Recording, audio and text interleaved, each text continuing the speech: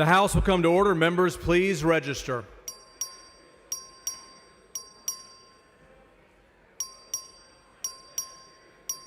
Have all members registered? Have all members registered? A quorum is present. The House and Gallery will please rise for the invocation which will be offered by Pastor Scott Wall from Capital Commission in Austin.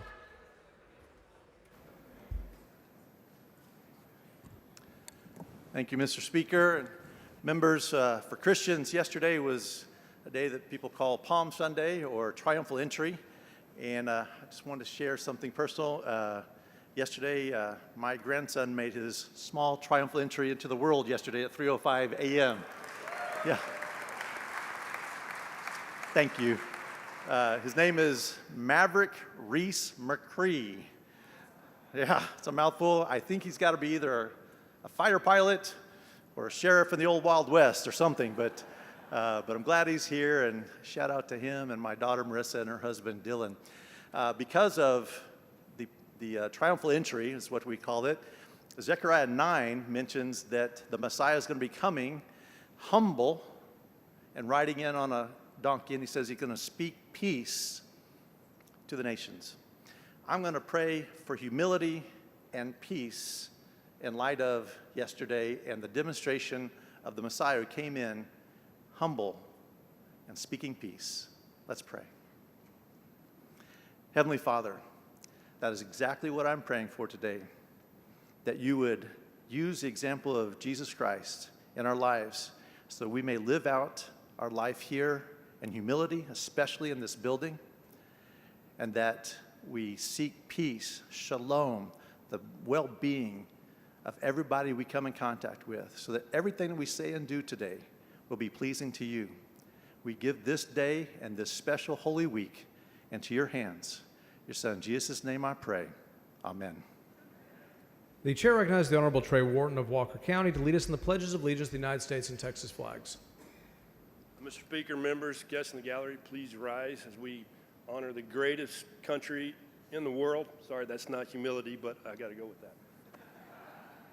I pledge allegiance to the flag of the United States of America and to the republic for which it stands, one nation under God, indivisible, with liberty and justice for all. Now the greatest state in the world.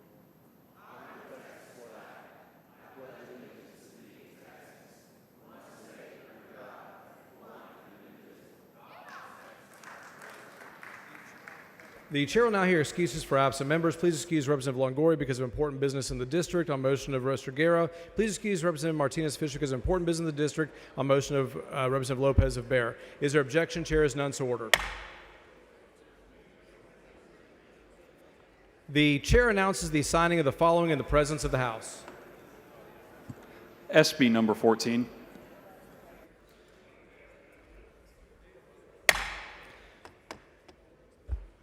The chair is pleased to recognize Reverend Dr. Shalise Bradford from Greater Garth Chapel AME Church in Dallas as our pastor of the day. Members, join me in welcoming our pastor of the day.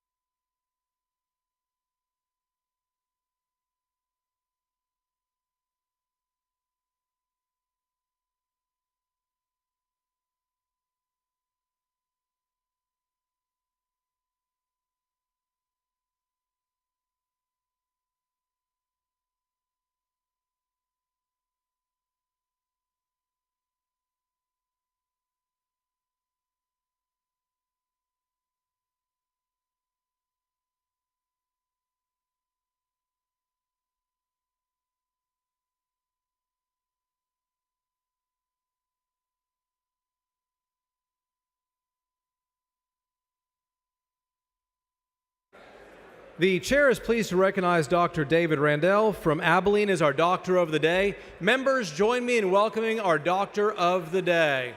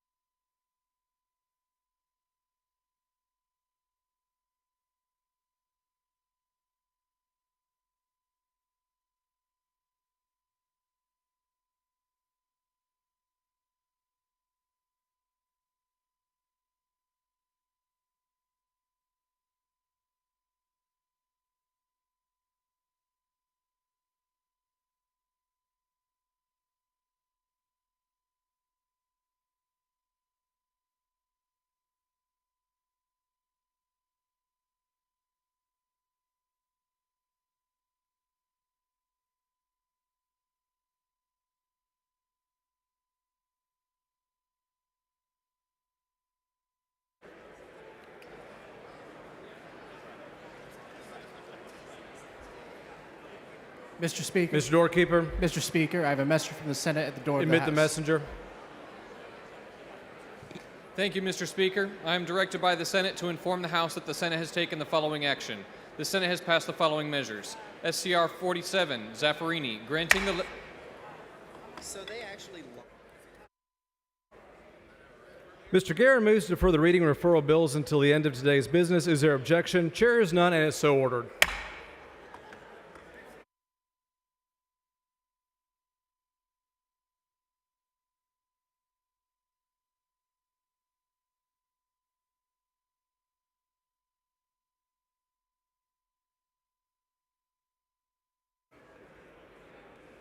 Chair recognizes Mr. Patterson for a motion. Thank you, Mr. Speaker. I move to set a congratulatory memorial resolutions calendar for 9 a.m. Thursday, April 17th. Members, you've heard the motion. Is there any objection? Chair is none, so ordered. Chair recognizes Mr. Patterson for a motion. Thank you, Mr. Speaker. Mr. Speaker, I move to set a local consent resolutions calendar for 9 a.m. Thursday, April 17th. Members, you've heard the motion. Is there any objection? Chair is none, so ordered. Chair recognizes Mr. Patterson for a motion. Thank you, Mr. Speaker. Mr. Speaker, I move the House grant permission for all committees and subcommittees to meet while the House is in session pursuant to their committee postings or recess motions. For purposes of this motion, committees, subcommittees scheduled to meet or reconvene today upon final adjournment or recess or during bill referral, if permission is granted, are authorized to convene upon adoption by the House of today's adjournment motion. Members, you've heard the motion. Is there any objection? Chair is none, so ordered.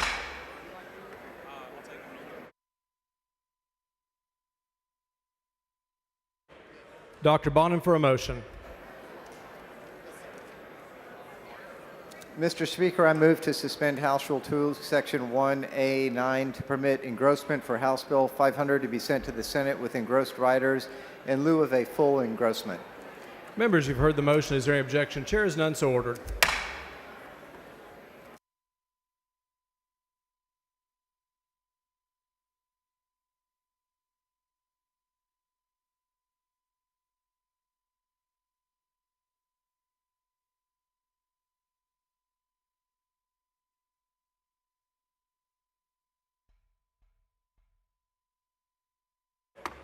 The chair lays out the following resolution. The clerk will read the resolution.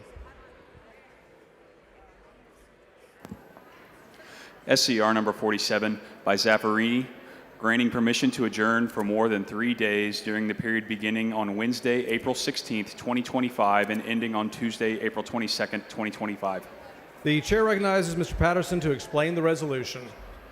Thank you, Mr. Speaker. Members, this resolution for this week, this is the resolution for this week that authorizes adjournment for more than 3 days. The resolution authorizes the House and Senate to adjourn from this Wednesday until next Tuesday. It's my understanding the Senate will adjourn from Wednesday to Tuesday.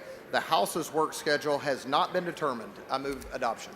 The question occurs on the adoption of SCR 47. This is a record vote required by the Constitution. The clerk will ring the bell. Mr. McQueenie voting aye. Mr. Reynolds voting aye. Mr. Cunningham voting aye. Ms. Fairley voting aye. Goodwin voting aye. Have all members voted?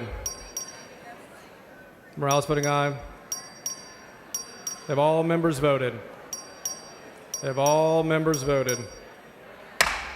There being 132 ayes and 11 nays, the resolution is adopted.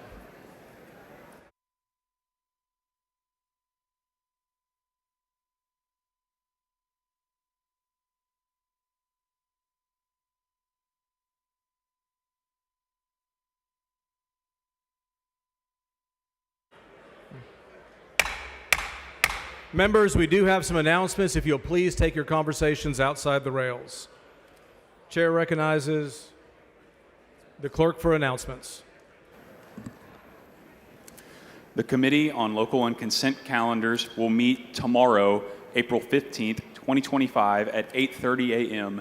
in room 1W14 Agricultural Museum in a formal meeting to set congratulatory and memorial calendar and local and consent calendar. The Committee on Delivery of Government Efficiency will meet today upon adjournment or during bill referral if permission granted in room 1W14 Agricultural Museum in a formal meeting to consider pending, referred, and committee business.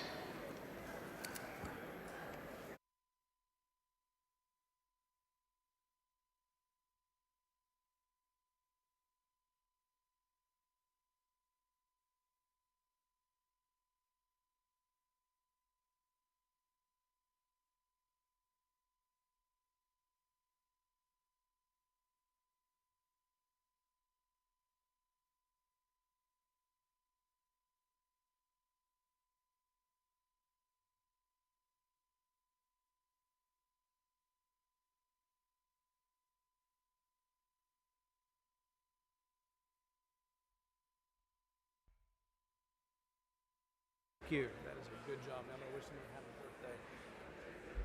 Members, over the weekend, one of our colleagues had a birthday, Christina Morales. Will you join me in wishing her a very happy birthday?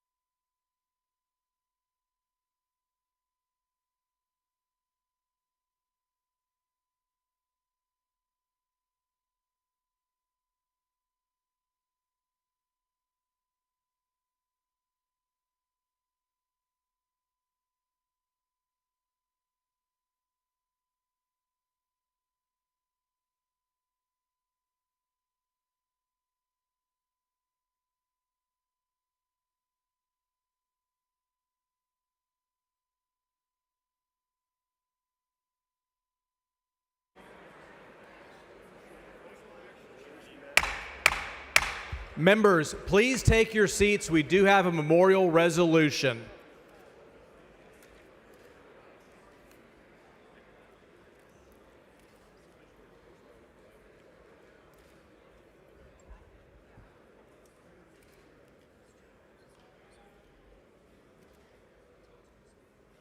The chair lays out the following previously adopted resolution. The clerk will read the caption.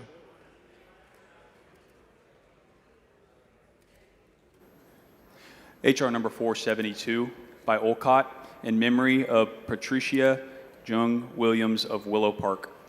The chair recognizes Mr. Alcott to explain the resolution.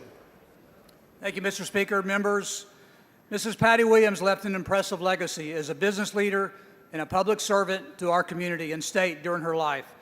She passed away in January after a long battle with brain cancer. Although cancer took her earthly life, her love for Jesus lives on through a beautiful hymn she wrote during her illness that my wife and I have been able to listen to on Sundays at our church.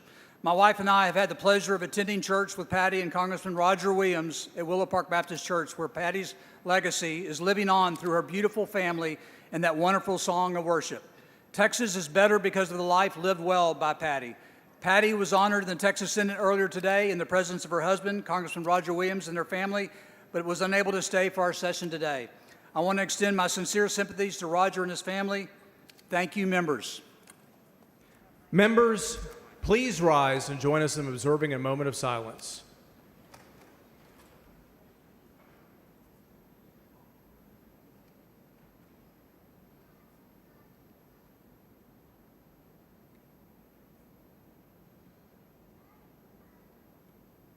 Thank you, members.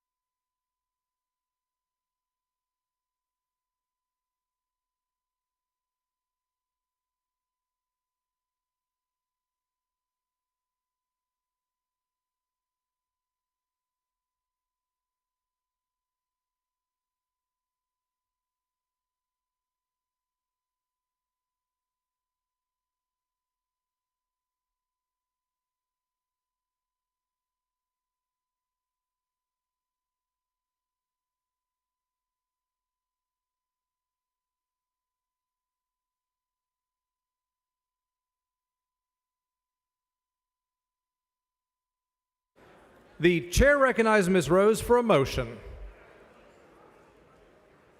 Thank you, Mr. Speakers. I move to suspend all necessary rules to lay out House Resolution 834. Members, you've heard the motion. Is there any objection? The chair hears none and the rules are suspended. Following resolution, the clerk will read the resolution. HR number 834 by Rose, recognizing April 14th, 2025 as Red and White Day at the state capitol in honor of the advocacy efforts of Delta Sigma Theta Sorority Incorporated. The chair recognizes Ms. Rose to explain the resolution. Thank you, Mr. Speaker. Members, I am so excited today to have with us a delegation of 350 plus members of Delta Sigma Theta Sorority Incorporated. Woo!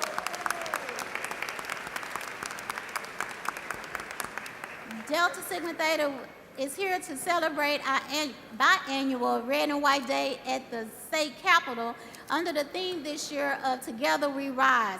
Today they are here, or we are here, I should say, for a day of advocacy and action, and I'm sure most of you have probably seen them in your offices. They probably come through to visit you, but we are so excited that they are here today. Delta Sigma Theta Sorority Incorporated was founded in 1913 by 22 collegiate women. And what most of you may not know, 4 of the founding members were Texans, or are Texans, I should say, from El Paso. Where's Representative Gonzalez and Representative Moody? We have Zephyr Chisholm Carter of El Paso, Jesse McGuire Dent of Galveston. Yeah, Joe, right. Frederica Chase Dodd of Dallas, and also Mara Davis Hemming of San Antonio. We are so excited again to have all of this 350 plus delegation of members here to celebrate a day of advocacy and action. I'm so honored to recognize our state leadership. We have on the dais right now today our state coordinator, Karen Durousseau.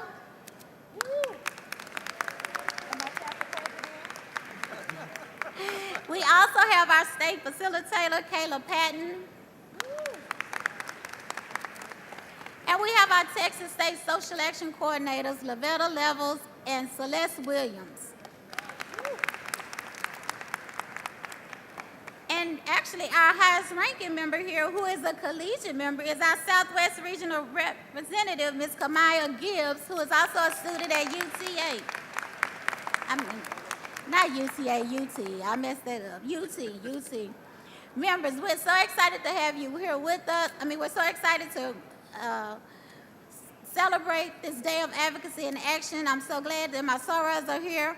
We will continue to go around. They will continue to visit offices and continue to advocate, and hopefully you will welcome them to your office.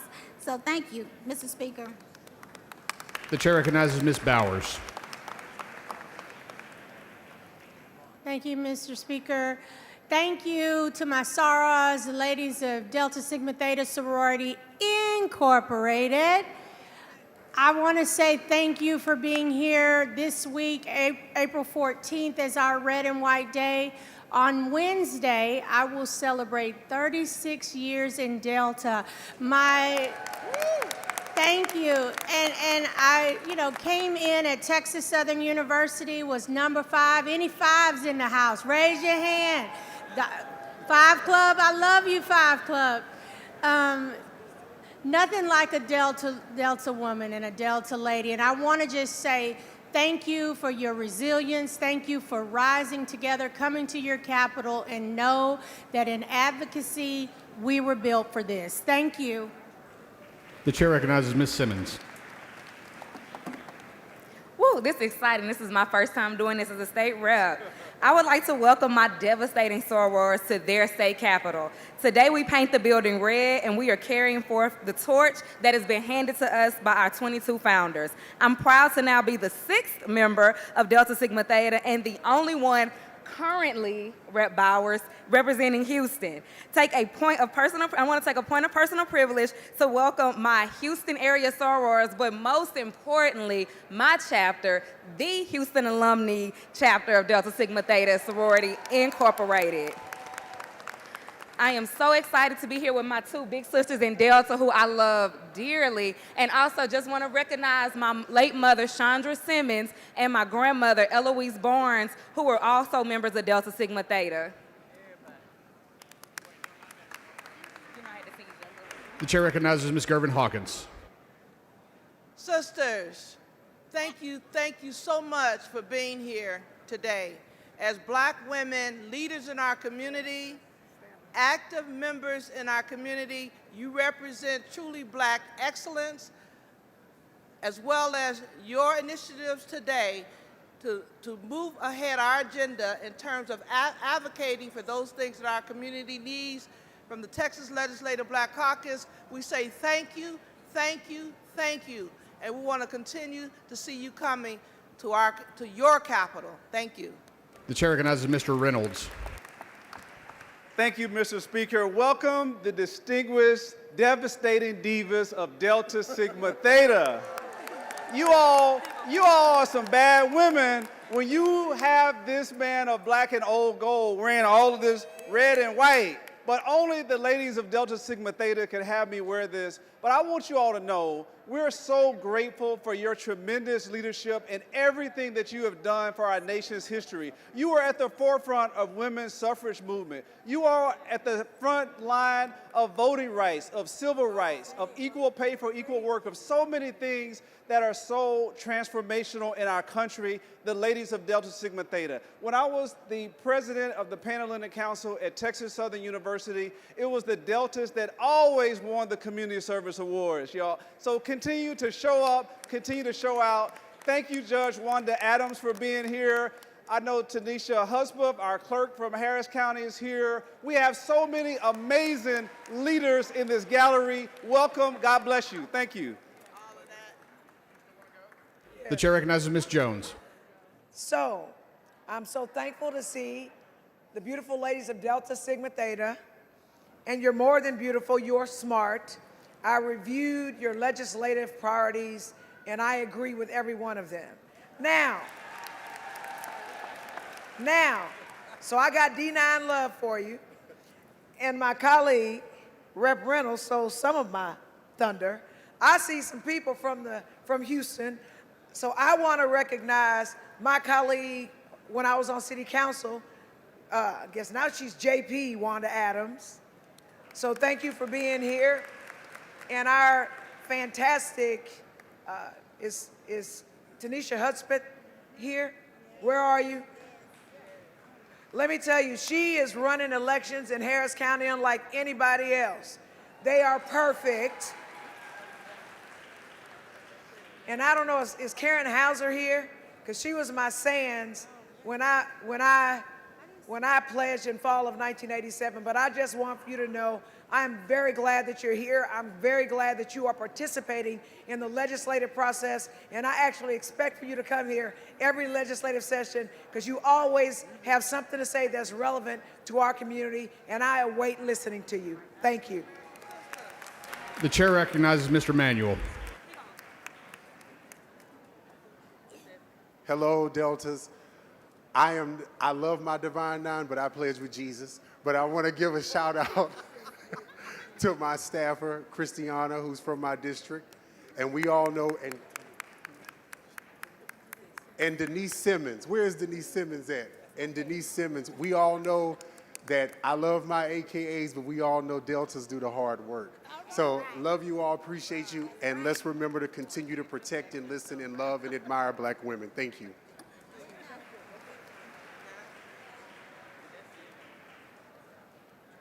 Chair recognizes Ms. Rose. Thank you, Mr. Speaker. I also would like to acknowledge, I just want you all to know that we've had 6 members of Delta Sigma Theta to serve in the Texas legislature. The first one was Barbara Jordan. That's right. Today, Ruth Jones McClendon. And I'm proud to be the 3rd Delta. And then we have Representative Bowers.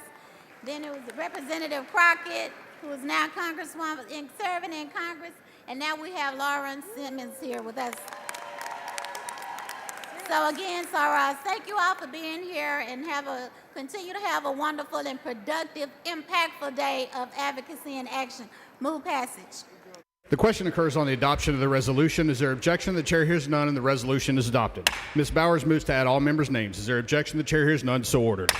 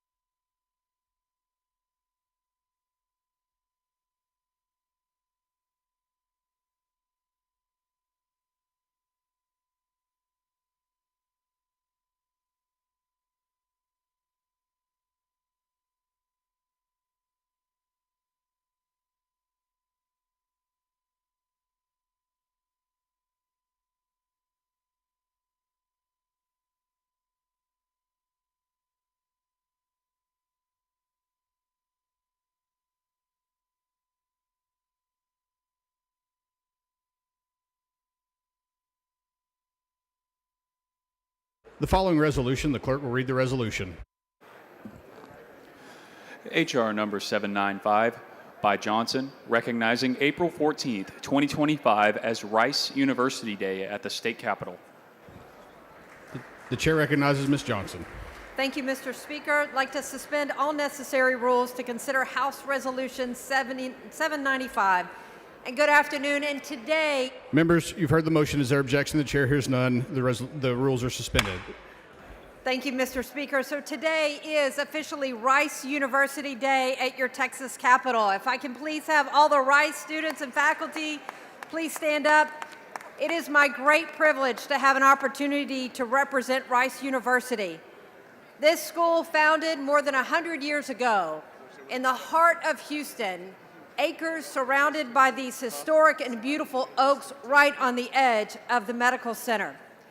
This school is truly the premier and #1 university in the state of Texas, with world-renowned leaders and Nobel Prize winners in chemistry and physics, National Medal of Science, Pulitzer Prizes, Guggenheim Fellows, and this academic year is marking a series of historic milestones that promise to further enrich the university's legacy and impact.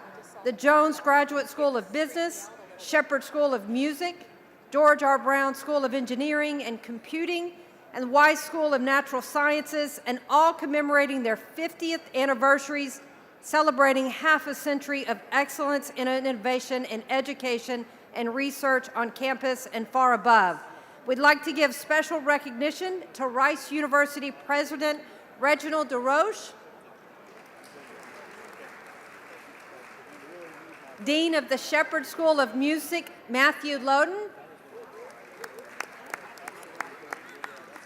Dean of the Weiss School of Natural Sciences, Thomas Killian.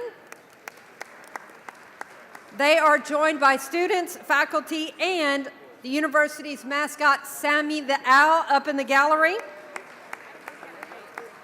The university has an incredible number of alumni, starting with Howard Hughes to some of today's finest baseball and professional football players, some of the greatest elected officials like Mayor Annise Parker, some of the greatest writers like Larry McMurtry, and we look forward to the future that you continue, given the fact that you are the most highly enrolled or the highest number of applicants from around the world that are desperate to enter your acreage and your colleges and join you as students and future leaders in all areas of success. So thank you for being at your Capitol today and advocating for the things you care about the most. The chair recognizes Mr. Bojani. Thank you, Mr. Speaker. Members, I want to welcome all the students, faculty, and administration from Rice University today, especially President Reginald DeRoche, and last but not least, my son, Arish Bojani. Rice is also celebrating multiple 50th year anniversary this year, and so I give kudos to all of y'all, all the schools that are celebrating 50 years. I also want to recognize Rice being a public Ivy by Forbes. This is so much great innovation. There's so much great innovation and research being done at Rice, and they greatly contribute to the Houston, Texas, and the American economies. So kudos to y'all. Welcome to your capital. I look forward to continuing to serve with y'all. The chair recognizes Ms. Jones. Okay, Rice, I see y'all are in the house. As a state rep who's adjacent to your state rep, I've competed there. So I want to say one of the greatest people that I've ever known is Victor Lopez, who's a former track and field coach. Then I know your president is like a specialist in like hurricane structure. Y'all, they're super smart there. But most importantly, I think what we appreciate the most for the Great Southwest Conference is the mob, right? That's a Marching Owl Band. If you have never seen them perform, you need to see them perform is all I'll say. So I appreciate you. I'm thankful that you're here. I'm thankful for your participating in state government, but I expect nothing less from you. The chair recognizes Dr. Oliverson. Thank you, Mr. Speaker. Members, grateful to see all my Rice Owls up in the gallery today. Of course, we've all gotten a lot higher IQs since you guys walked in, so we're glad you're here. And I want to give a special shout out to all the legislative interns who are currently, formerly from Rice with the program. And I want to encourage every single one of you that's here today to think about being a legislative intern. I myself in my office has been truly blessed to have had 2 interns come through my office that were Rice scholars, and you guys are the best. So really appreciate you and welcome to your capital. The chair recognizes Ms. Johnson to close on the resolution. And of course, President Kennedy in 1962 said, "Why does Rice play Texas?" in calling the moonshot for this nation in science and space innovation, and don't want people to forget that today, Rice is again leading the way in the Artemis project and taking us even further into the future. And so thank you again, and Mr. Speaker, I move passage. The question occurs on the adoption of the resolution. Is there objection? The chair hears none, and the resolution is adopted. Mr. Bojani moves to add all members' names. Is there objection? The chair hears none. So ordered.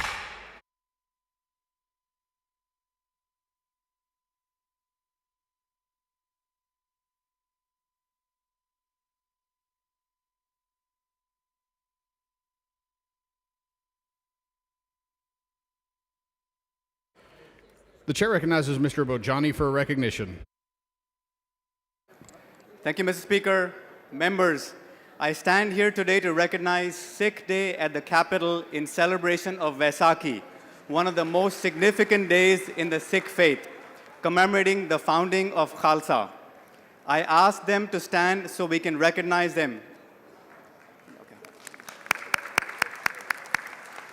In the gallery, we have today Dr. Pal Singh Virk and Paramjit Kaur Chima from Euless Gurdwara, Harbhajan Singh from Irving Gurdwara, GP Singh from San Antonio Gurdwara, Hardam Singh Azad from Houston Gurdwara, Paramjit Singh from Austin Gurdwara, Devinder Singh from Nanak Darbar Gurdwara, Harpreet Kaur from San Antonio Gurdwara, and last, certainly not the least, Saranjit Singh and Hardeep Singh, who have made this event possible today.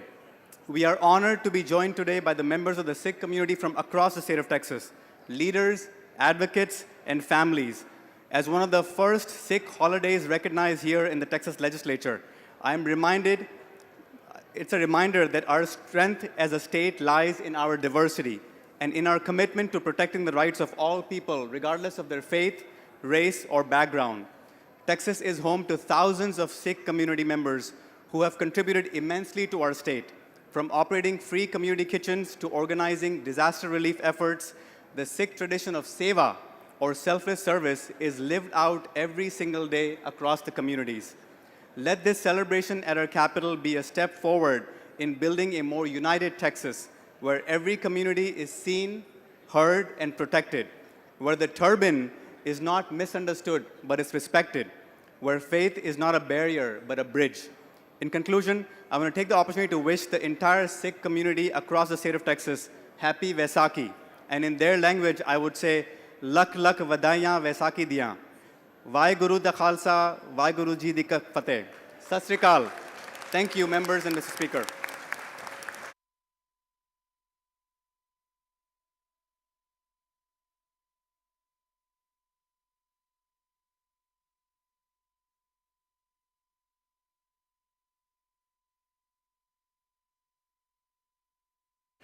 The chair recognizes Mr. Morgan for a recognition.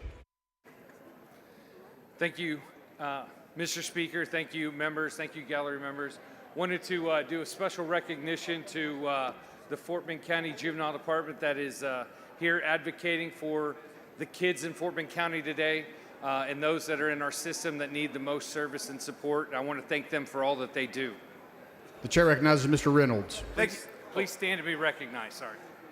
Thank you, Mr. Speaker. Members, I'm so excited to welcome Kyle Dobbs, who heads our Juvenile Justice Division in Fort Bend County, and thank all of these men in the gallery. They have really led the way of being innovative and helping keep juveniles out of the juvenile justice system. They've done it through the Exposed Excellence Program led by our great District Attorney, Brian Middleton, and our Sheriff, Eric Fagan. I've had the pleasure of working with them, and what they're doing is transformational, literally keeping kids that are exposed to all kind of elements, gangs, other things, keeping them out of trouble with great programs to keep them with mentors and keep them in school. They do a great job, and I wanted to commend them publicly of what they're doing to help save our youth, particularly at-risk youth that come from backgrounds where they may not have a parent at home or they're exposed to gangs and other forms of violence. So thank you for being here. Welcome to your capital, and I look forward to continuing working with you with our other Fort Bend County delegation. Thank you, Mr. Speaker. Thank you, guys. Appreciate it very much. The chair recognizes Mr. Morales of Maverick for an announcement. Thank you, Mr. Speaker and members. Today, many law students throughout the state of Texas received notification of their February bar results. To all those that passed, I ask for a round of applause for all of their hard work throughout their time period of the 3 years. More specifically and more personal, my son, who some of you may have known through his non-paid internship here and Representative Guillen's committee, may have also known that he went to and graduated from the University of Texas in 3 years. He had to one-up his dad. And then he went to St. Mary's Law School and was able to graduate a semester early in December, this past December, take the February bar, and we just heard this morning also that he passed the bar. So we're very proud of Heriberto Morales III. Wish him well in his practice here in the state of Texas as an attorney. Thank you, members.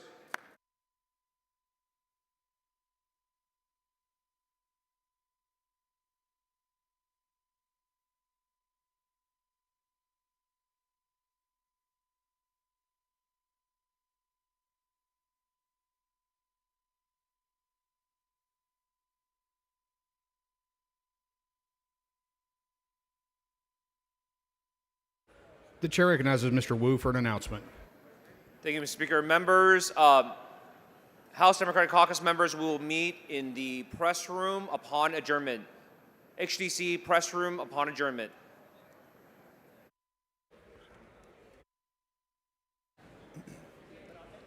Mr. Manuel, for what purpose? Yes, I move to have the words of Representative Morales reduced to writing and placed in the journal, please. Members, you've heard the motion. Is there objection? The chair hears none, so ordered.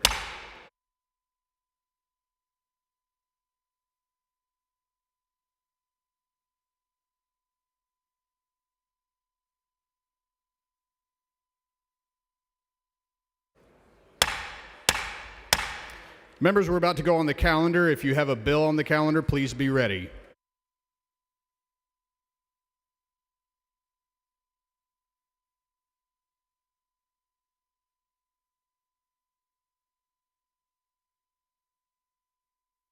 The chair lays out on second reading HJR 5. The clerk will read the resolution. HJR number 5 by Lambert, proposing a constitutional amendment providing for the creation of funds to support the capital needs of educational programs offered by the Texas State Technical College System and repealing the limitation on the allocation to that system and its campuses of the annual appropriation of certain constitutionally dedicated funding for public institutions of higher education. The chair recognizes Mr. Lambert for a motion. Mr. Speaker, I move to postpone further consideration of HJR 5 until 10 a.m. Tuesday, April the 22nd. Members, you've heard the motion. Is there objection? The chair hears none, so ordered.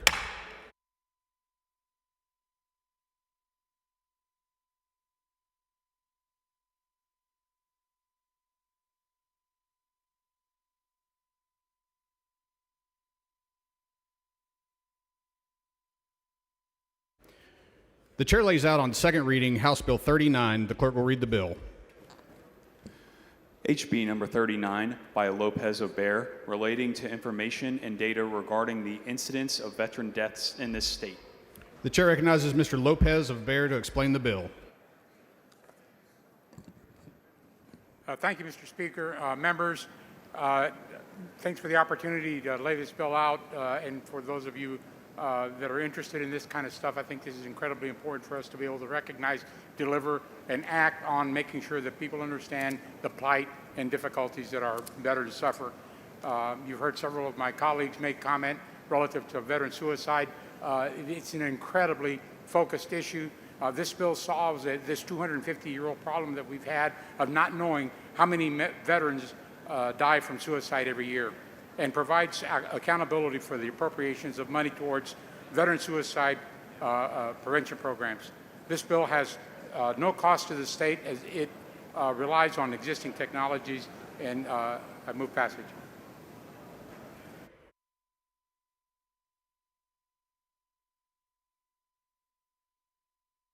The following amendment, the clerk will read the amendment.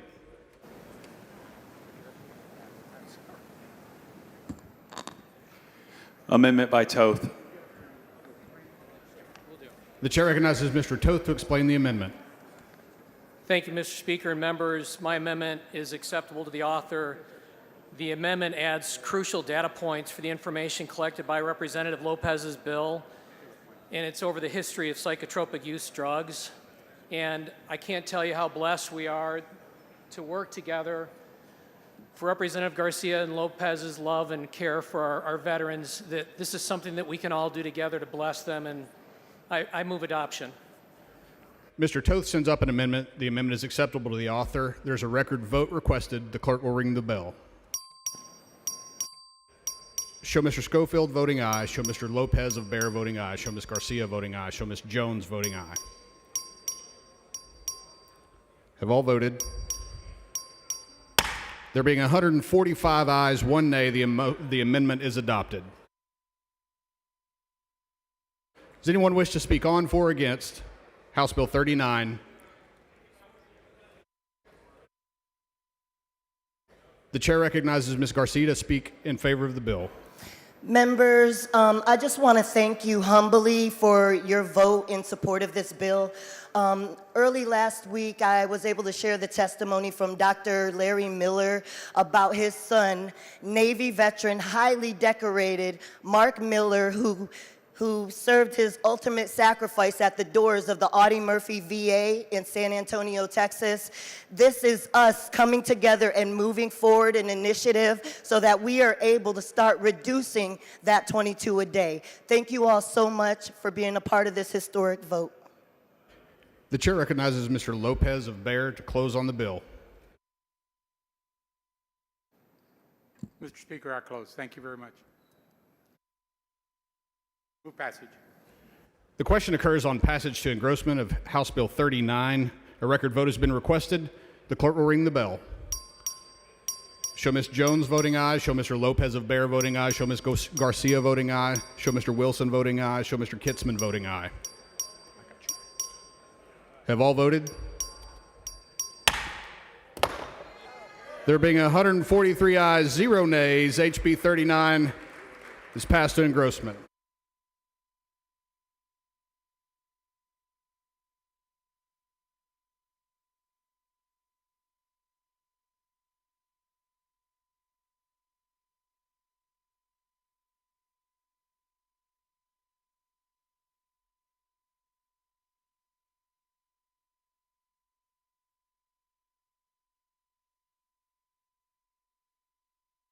The chair lays out on second reading HB 102. The clerk will read the bill. HB number 102 by Wilson, relating to early registration for certain students at public institutions of higher education. The chair recognizes Mr. Wilson to explain the bill. Thank you, Mr. Speaker and members. Priority registration is reserved in statute for those students who have a significant obligation outside of their coursework that restricts their ability to freely schedule their classes. While we have previously extended this accommodation to student athletes, we have yet to grant it to those who have signed a contract not to license their name nor image and likeness for profit, but to put their lives on the line to defend our nation, our values, and our way of life. House Bill 102 grants priority registration to military students in good standing in our ROTC program or a Corps of Cadets of a senior military college. This ensures future service members will complete their degrees on time so they may serve all of us. Thank you, Mr. Speaker. Members, move passage. Does any member wish to speak on, for, or against the bill? The chair recognizes Mr. Wilson to close on the bill. Move passage. The question occurs on passage to engrossment of HB 102. A record vote has been requested. A record vote is granted. The clerk will ring the bell. Show Mr. Anchia voting aye. Show Mr. Tinderholt voting aye. Show Mr. Wilson voting aye. Show Mr. Lopez of Bear voting aye. Show Mr. Kitzman voting aye. Have all voted? Have all voted? There being 144 ayes, 0 nays, HB 102 is passed to engrossment.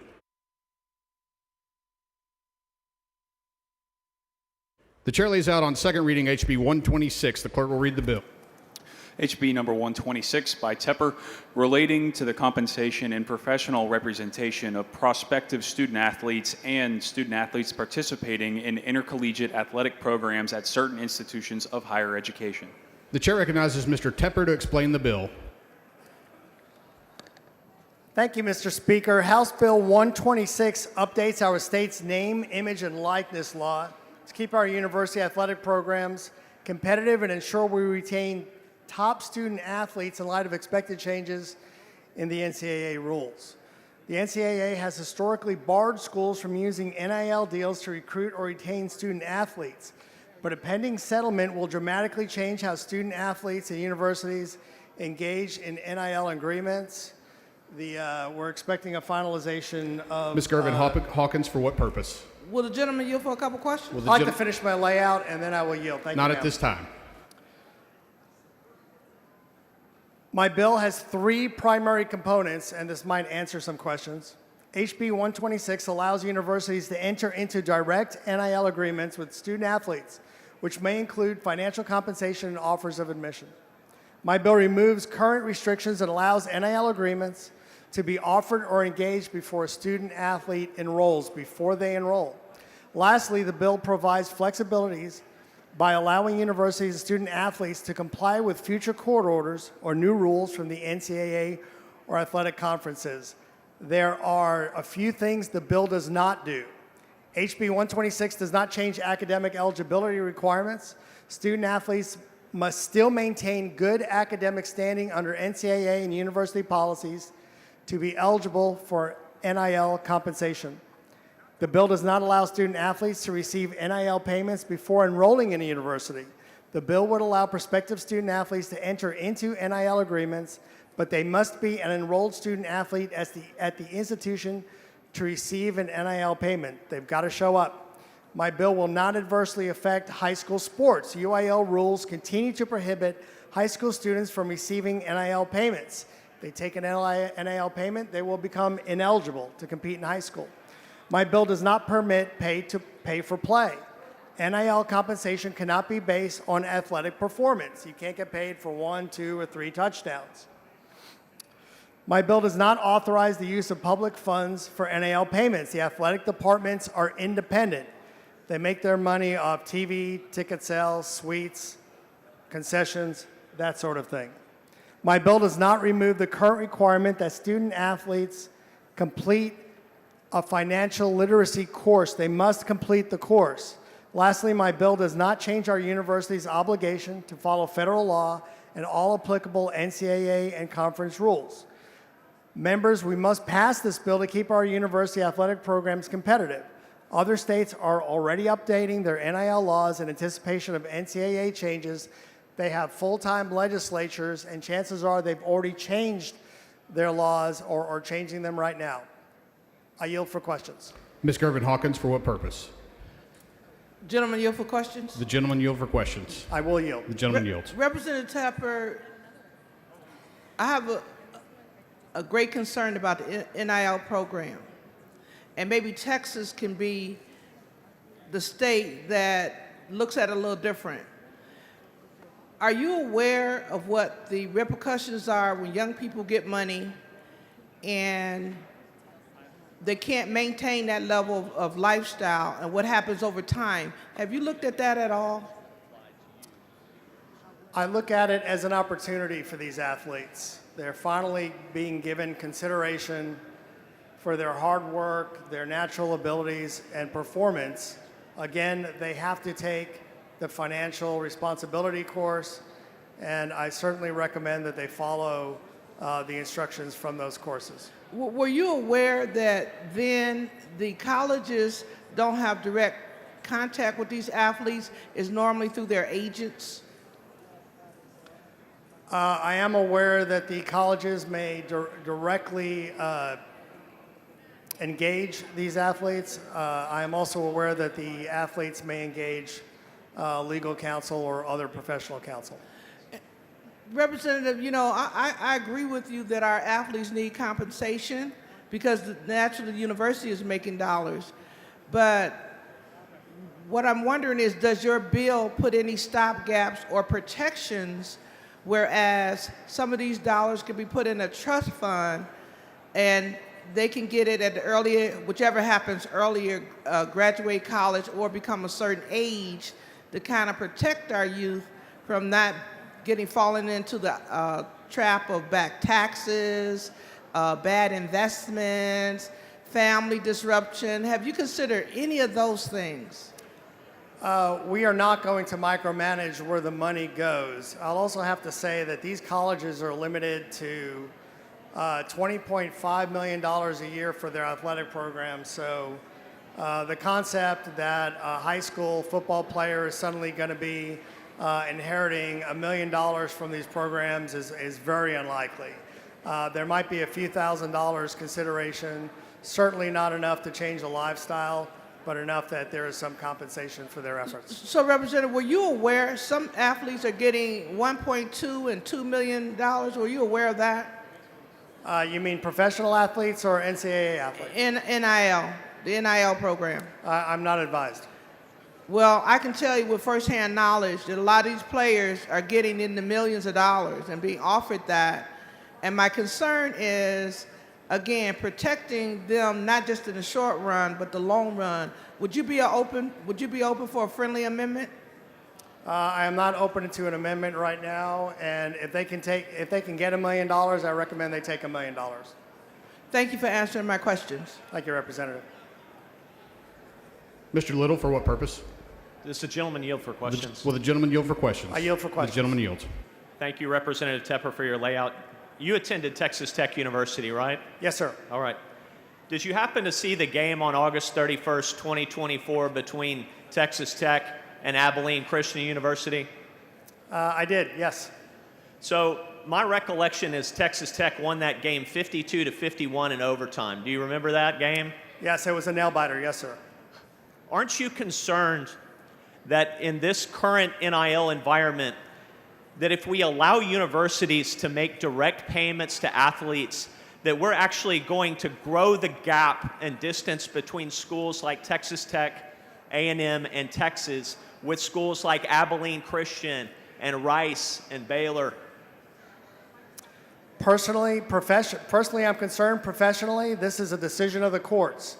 This is an NCAA settlement with the court system, and you can take that up with them, Counselor. Well, respectfully, if it were a decision of the court, we wouldn't need a bill. So I'm asking you questions about this bill because I have concerns that this represents a trajectory for college athletics that doesn't end anywhere good. So is there anything in your bill, Representative Tepper, that precludes the use of taxpayer funds for a purpose of solicitation or recruitment of a college athlete? The athletic departments are independent. They do not take taxpayer funds. They are funded through, as per the layout, through the sale of suites, television, concessions, and tickets. But one of my concerns is, and I think the answer is no, I don't see anything in your bill that prevents a university from expending taxpayer funds for this purpose of engaging in NIL contracts. In other words, I don't think the bill is clear that these contracts are between athletic departments and the student athlete, but rather the university and the student athlete. Do you agree? I'm not advised, and there also might be other sections of code that handle student athletic departments versus the university systems themselves. All right, and Representative Tepper, I understand that this bill would entitle the university and all of its agents of the university, coaches, administrators, to make binding offers of admission in conjunction with university university-centered NIL contracts. Is that fair?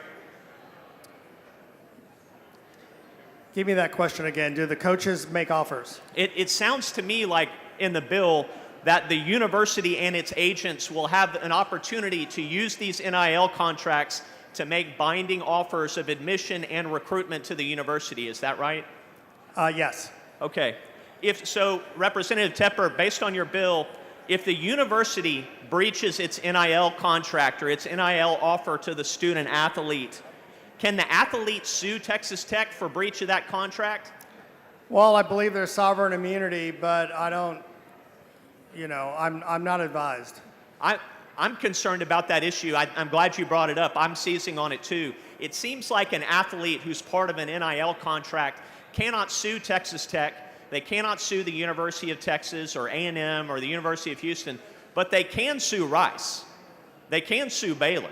They can sue Abilene Christian for breach of an NIL contract, don't you think? It's America. Certainly you can sue.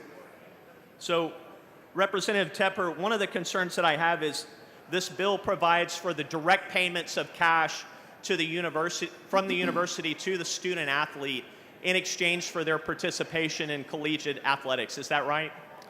That's correct. That's how it's been operating for the last few years, Representative. Well, no, it's not, because Texas Tech has an NIL collective, right?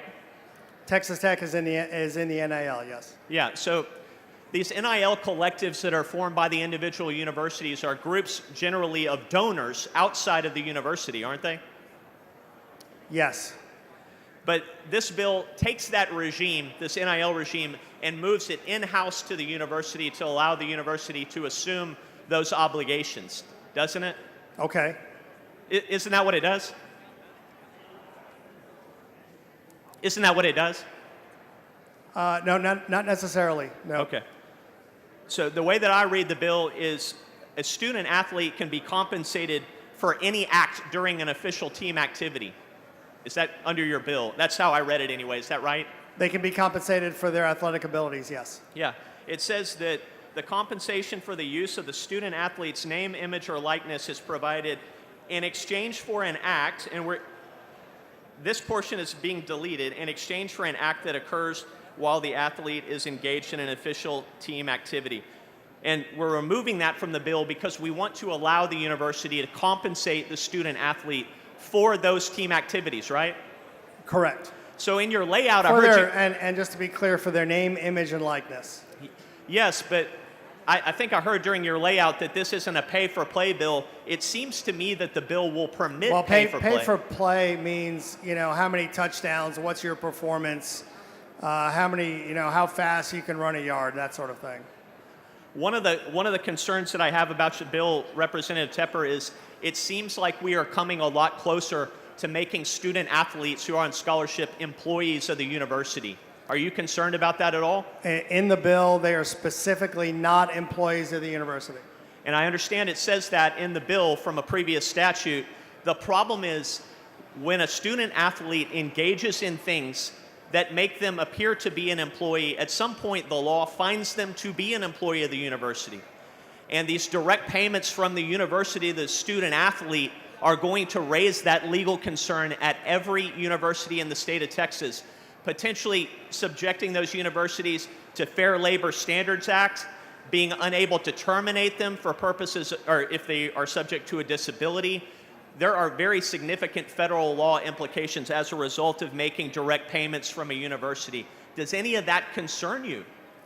I think the entire nation is concerned, but we didn't bring this to them. They brought this to us. The court system brought this to us, and it's still shaking out as we speak. Can these student athletes unionize? They cannot.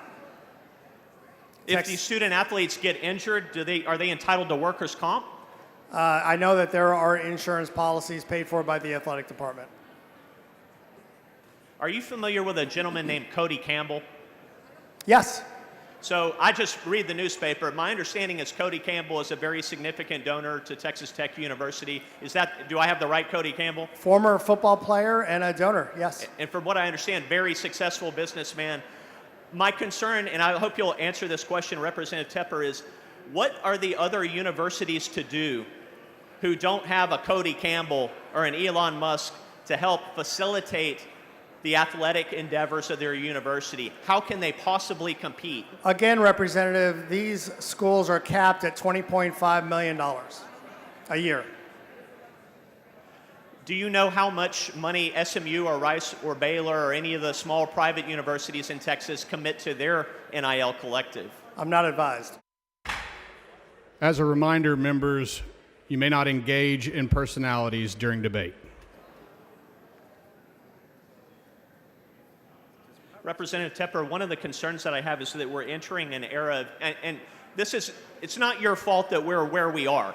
This is a very complex topic, but it's an important one that we as a state need to consider, that we're entering an era of name, image, and likeness in collegiate athletes where we essentially are having to suspend our disbelief that these student athletes are anything but subcontractors to the university brought in for our entertainment.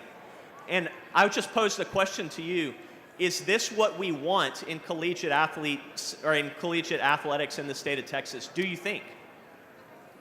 I do agree that these student athletes deserve to be compensated. All right. Thank you, Representative Tepper. Thank you, Representative. Mr. Lambert, for what purpose? Mr. Speaker, would the gentleman yield? Will the gentleman yield for questions? Yield for questions. The gentleman yields. Representative Tepper, could you just confirm once again that no taxpayer dollars would be used to pay any NIL contract that a university extends? I've been advised that no taxpayer dollars will be used. The athletic departments are independent. And would you agree that if this bill does not pass, this puts our universities at a distinct disadvantage in terms of recruiting nationwide? We will be killing college football in Texas if we do not pass this bill. Thank you, Representative Tepper. I think it's a great bill. Thank you, sir. Ms. Jones, for what purpose? Yes, will the gentleman yield for questions? Will the gentleman yield for questions? Will the gentleman yield for questions? Yield for questions. The gentleman yields for questions. Thank you. Question. As a former scholarship athlete, are you saying that Texas universities will now be able to give NIL contracts to prospective student athletes? That's correct. And no taxpayer dollars will be used, That's correct. but the universities will get the money from who? Boosters or whatever? Well, mostly these athletic departments are paid for through the football program. Football is king. Some money is from basketball, a little less from baseball, but mostly football and mostly the athletic department through television contracts, tickets, concessions, selling suites, that sort of thing. So it'll be the money that is used to I guess, give these NIL contracts are from TV. I guess you're saying from football concessions. What about girls' sports? Is there something? Does a money? If let's say the money comes from football. Title IX doesn't change. Some universities, not all of them, but some of them are electing to distribute to Title IX or women's athletics or any of the athletic programs based upon the percentage of income those athletic programs bring in. Some might use it by ticket sales, some might use it by monetary income, and that's still undecided. So a lot of it, I am not advised. And so the money might also come from boosters? That is correct. And it can also come from advertisers. So, but right now, boosters can't give an athlete money to get them to come to a school. Would you agree with me?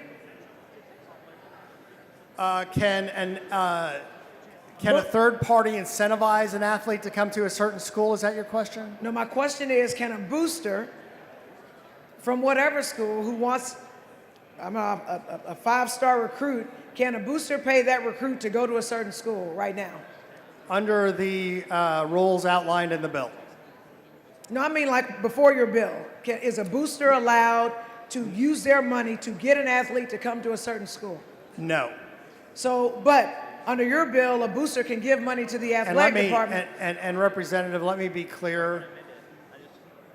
Before this bill, there was already payments to these athletes. So how these payments were structured and from what booster, I'm just not advised. Right. So here's what I'll tell you. When boosters would give money to athletes to get them to come to a school, a bunch of schools got the death penalty. Take SMU, for example. Right? So I guess my question is,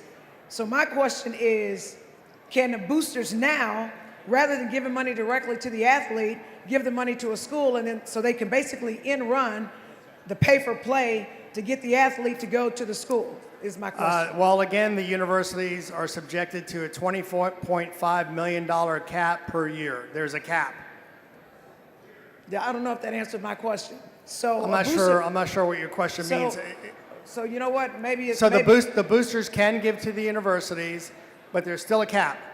But so now the boosters, instead of giving to the athlete, which they clearly cannot do, can now give to the school. The school can give it to the athlete to get the athlete to come there. Is that accurate? And with whatever the cap is. But if there's a budget of $20 million and the booster gives $10 million, it's still capped at 20. There's only another $10 million that comes from other places. Right, but I just want to know if a booster now can give money to the school instead of giving money. The gentleman's time has expired. Thank you. May I make a motion? Mr. Little, for what purpose? Motion to extend time. Members, you've heard the motion. Is there objection? Chair hears none. The rules are, the gentleman's time is extended. Representative Tepper, I'm sorry. Mr. Speaker. Mr. Little, for what purpose? Does gentleman yield for The questions? gentleman yield for questions. I yield for The questions. gentleman yields. Thank you, Representative Tepper. So, Representative Tepper, do you really think that without this bill, that Texas is not going to be competitive in college football? I am absolutely certain that we will not be competitive. We don't have your bill now. Texas just finished in the Final Four for purposes of the national championship, right? Right. This bill is due to a court order or a court decision that's coming down. It's already been summarily decided. It's coming down within the next week or two. And Representative Tepper, we don't have your bill now, but Texas Tech just finished in the Elite Eight in college basketball, right? That's right. Here's my big concern, and this is the big question for you. What am I supposed to tell a collegiate athlete who has entered into an NIL contract with the university, that when the university decides he or she stinks at the sport and shouldn't be at the school anymore, that they cannot sue to enforce that NIL offer against the university? What should I tell that person?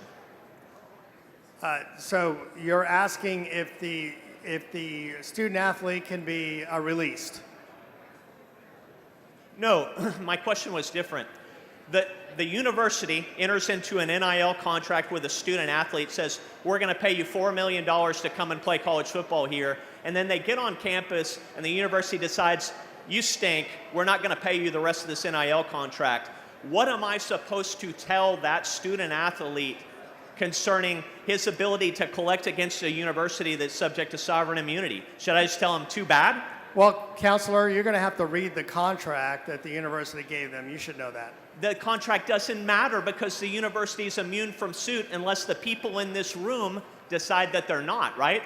And I am anticipating that agents will be guiding these students through and know their rights and ability through the contract process. Representative Tepper, I very much appreciate your taking my questions. I cannot support this bill. I think the trajectory of college sports is going somewhere that is very bad, not only for Texas, but for the United States.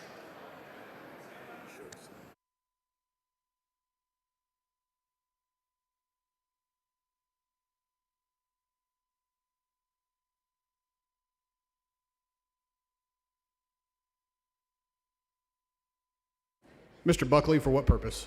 Would the gentleman yield for a question? Will the gentleman yield for questions? The gentleman yields. Yield for questions. Yeah. Representative Tepper, does Texas have any control over the settlement of the lawsuit? No. What would the effect be if we fail to pass this legislation in terms of our competitiveness amongst our college athletes in a vacuum? Florida, Georgia, Alabama, Michigan will be able to recruit our student athletes from around the country, and give them a certain deal to attend their university and play sports for their college. So failure to pass this bill put Texas athletics and our universities at a competitive disadvantage? At a huge competitive disadvantage. All right. Thank you very much. You got a great bill. Yes, Representative. Thank you.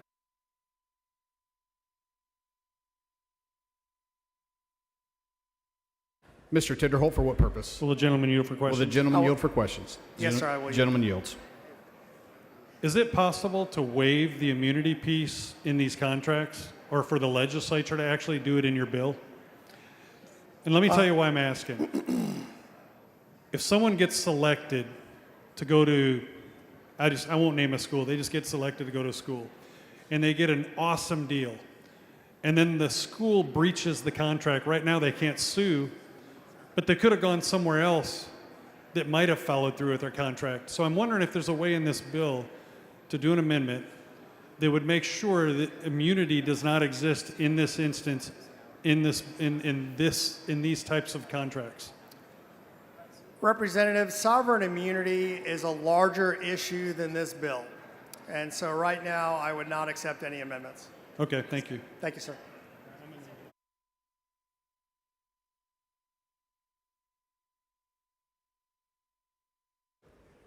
The chair recognizes Ms. Gervin Hawkins to speak against the bill.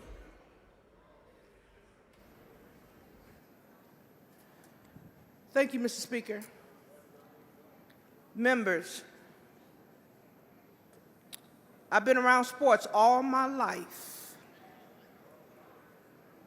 I know what it can do for you, and I know what it can do to you. Now, I know that NIL is big across the country, but one thing that I hope is in the state of Texas, when we do it the right way. I want to give you a couple examples. You have an 18, 19-year-old child who gets $1 million, buy a bunch of new shiny items. What can you tell them what to do? You can't. There's no incentive to graduate college. You will destroy family, parent-child relationships, and you will create problems for folks beyond what we see today.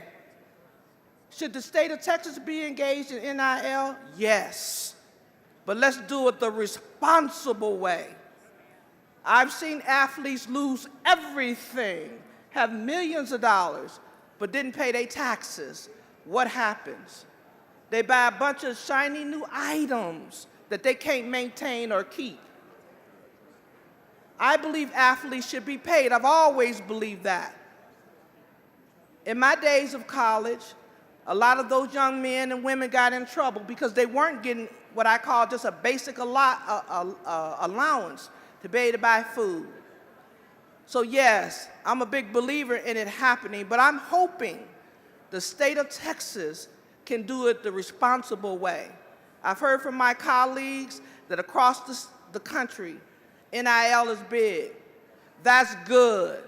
But in the state of Texas, let us be the forerunners and doing it the right way, the responsible way. When I've inquired about this program, I'm asking, who's in charge? Is the NCAA in charge? No.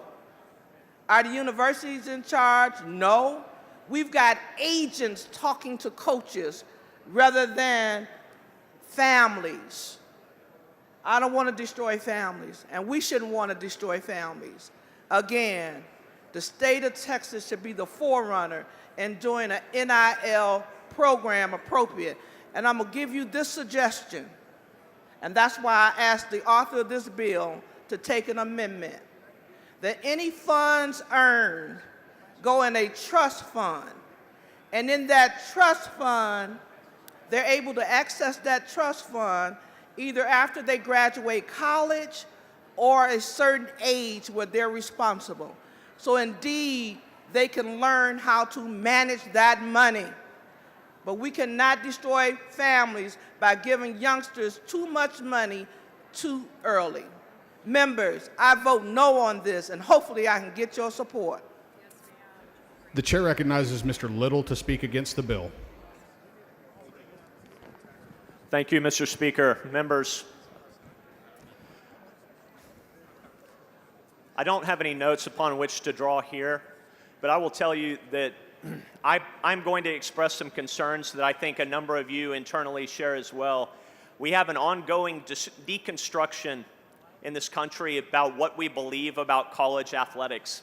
I was a college athlete myself. I wasn't as good as Representative Jones or some of the other people in here, but I had these experiences myself, and there is value to amateurism, not only in the state of Texas, but throughout the United States, that attending a university and representing that university for purposes of going to school and gaining an education is actually an important thing. And what we have done as a country is begun to deconstruct that and cheapen that experience to the point where the people who are competing on your television on Saturday afternoon in college football are just a series of subcontractors there for our entertainment. And we have to suspend our disbelief somehow that these are not professional athletes, which they very much are. It's not about the universities, and we certainly don't. The state of Texas takes a backseat to no one in collegiate athletics. First of all, we do not need to follow Florida. We don't need to follow other states and what they're doing and allow our universities to essentially make these athletes employees without providing for all of their benefits as you would if they were employees, and two, being responsible to honor whatever obligations and contracts you enter into as a university, because public universities are immune from suit. Mr. Speaker, Mr. Raymond, for what purpose? when the gentleman is ready, if he would yield for a couple of questions. Will the gentleman yield for questions? I yield. The gentleman yields. Thank you, Mr. Speaker.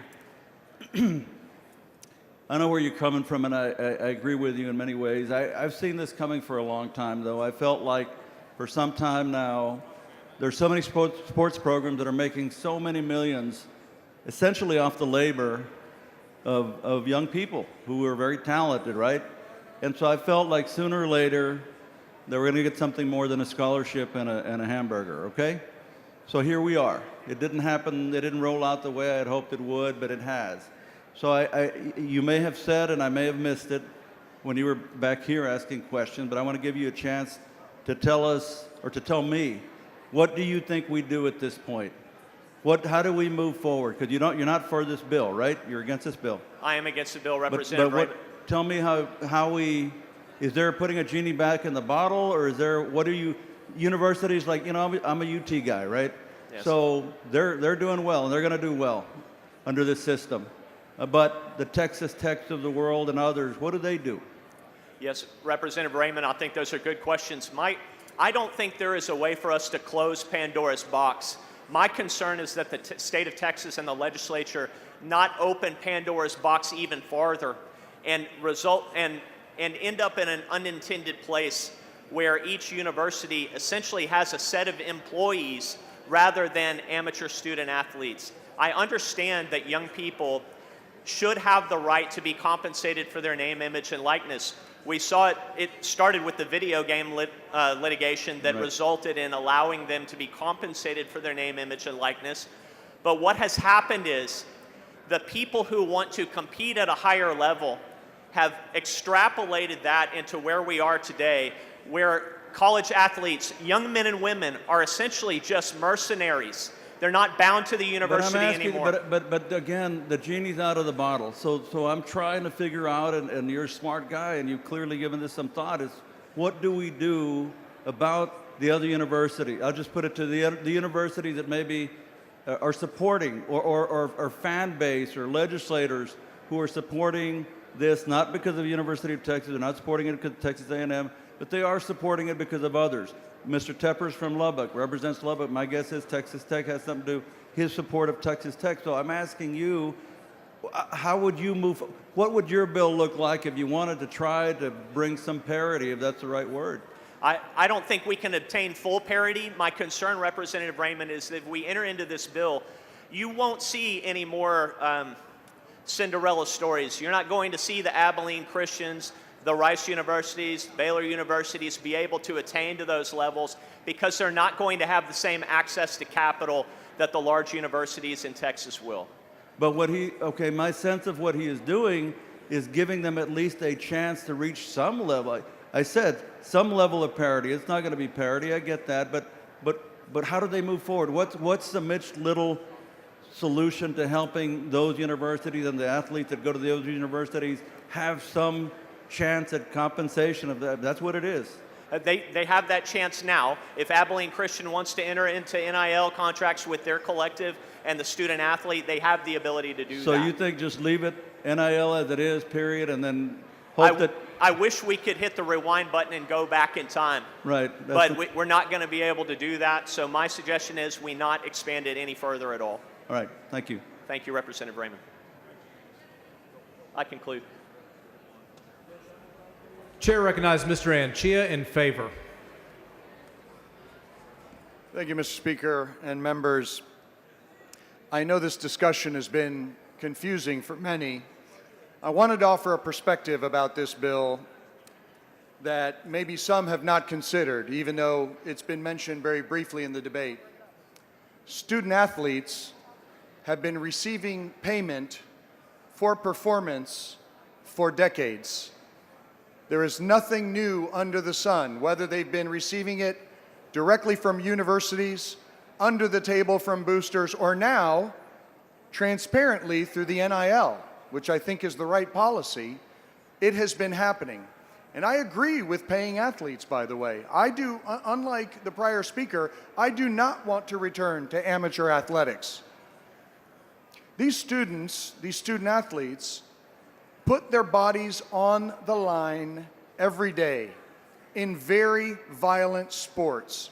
And you may have all the promise in the world, but your knee blows out, your shoulder goes, you get concussed, and you're done. My view on this is that these young people who are making billions and billions of dollars for college athletics should be able to, through their talents, monetize that in a fair, legal, and transparent system like the NIL provides. Now, the one thing I want to emphasize for everybody, and I saw this firsthand, I was at SMU when we had an awesome paid football team in 1986, and then we got the death penalty, and since then, everybody has said how hypocritical it was to put the death penalty on SMU, and it took almost 30 years for Mr. Little, our for what program purpose? to Does the respond gentleman yield for questions? and to come back. Not at this time. Not at this time. Mr. Little, I'll take your questions after I'm finished. However, members, it is expected that the NCAA is going to rescind its rule very shortly. If we do not pass this bill, and candidly pass it overwhelmingly with 2/3, there will be nothing in state statute to conform to these new state rules. What will it do? It's going to advantage Oklahoma. It's going to advantage LSU. It's going to advantage all the other states who have been first movers in this regulatory structure so that they can, in a safe, legal, and transparent way, pay their players. And Texas will be left without a regulatory framework to do so. And that is a problem. So, ladies and gentlemen, it's very important, as this bill does, it aligns state law with the two anticipated changes of the NCAA. One, removing the prohibition on institutions from offering compensation for NIL agreements. And number two, removing the restrictions preventing prospective student athletes from entering into NIL agreements in exchange for university admissions. Those are the two things it does in state statutes. Unlike the prior speaker, we are not returning to amateur athletics, and there is a very strong argument to suggest that we have not been in amateur athletics for decades, members. So please support this bill so Texas and Texas student athletes are not left behind. Mr. Little, for what purpose? Mr. Speaker, does the gentleman yield for questions? Does the gentleman yield for questions? I do. The gentleman yields. Representative Anchia, you're an attorney like me, right? I am. Okay. When you read this bill, what will there be left to distinguish a collegiate athlete who is engaged in NIL activity directly for pay from the university from an employee of the university? What will be left to distinguish that person from an employee? That is a fair argument. That is a fair argument. However, I think that we can deal with that fact pattern and deal with the other laws that come to bear as you suggested in your back and forth, outside of this bill. We don't need to do it here. There will be many other opportunities to deal with the relationship, whether we want to have it be a respondent superior relationship or some other type of relationship. I just don't think this is the place we have to do it, and this is not the moment to do it, because if we do, there are going to be disagreements about the specifics of those things. This is a very narrow rifle shot bill that really needs 2/3, so we can have it in place when the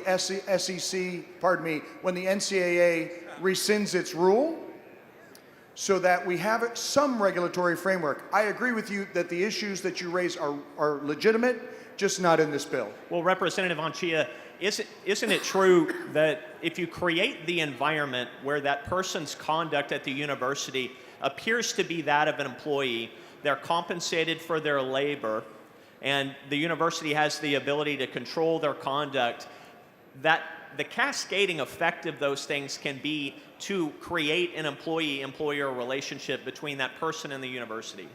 If it is determined that by a court or by a regulatory agency or even by the Higher Education Coordinating Board that it is that type of relationship, that it is an employee-employer relationship, then the entire regulatory framework that we have in place today would be brought to bear. But I think that it would be destroyed, wouldn't it? That would be a question for another day, candidly, and not to be dealt with in this bill, because I don't think we have the competence at this moment in time to do so.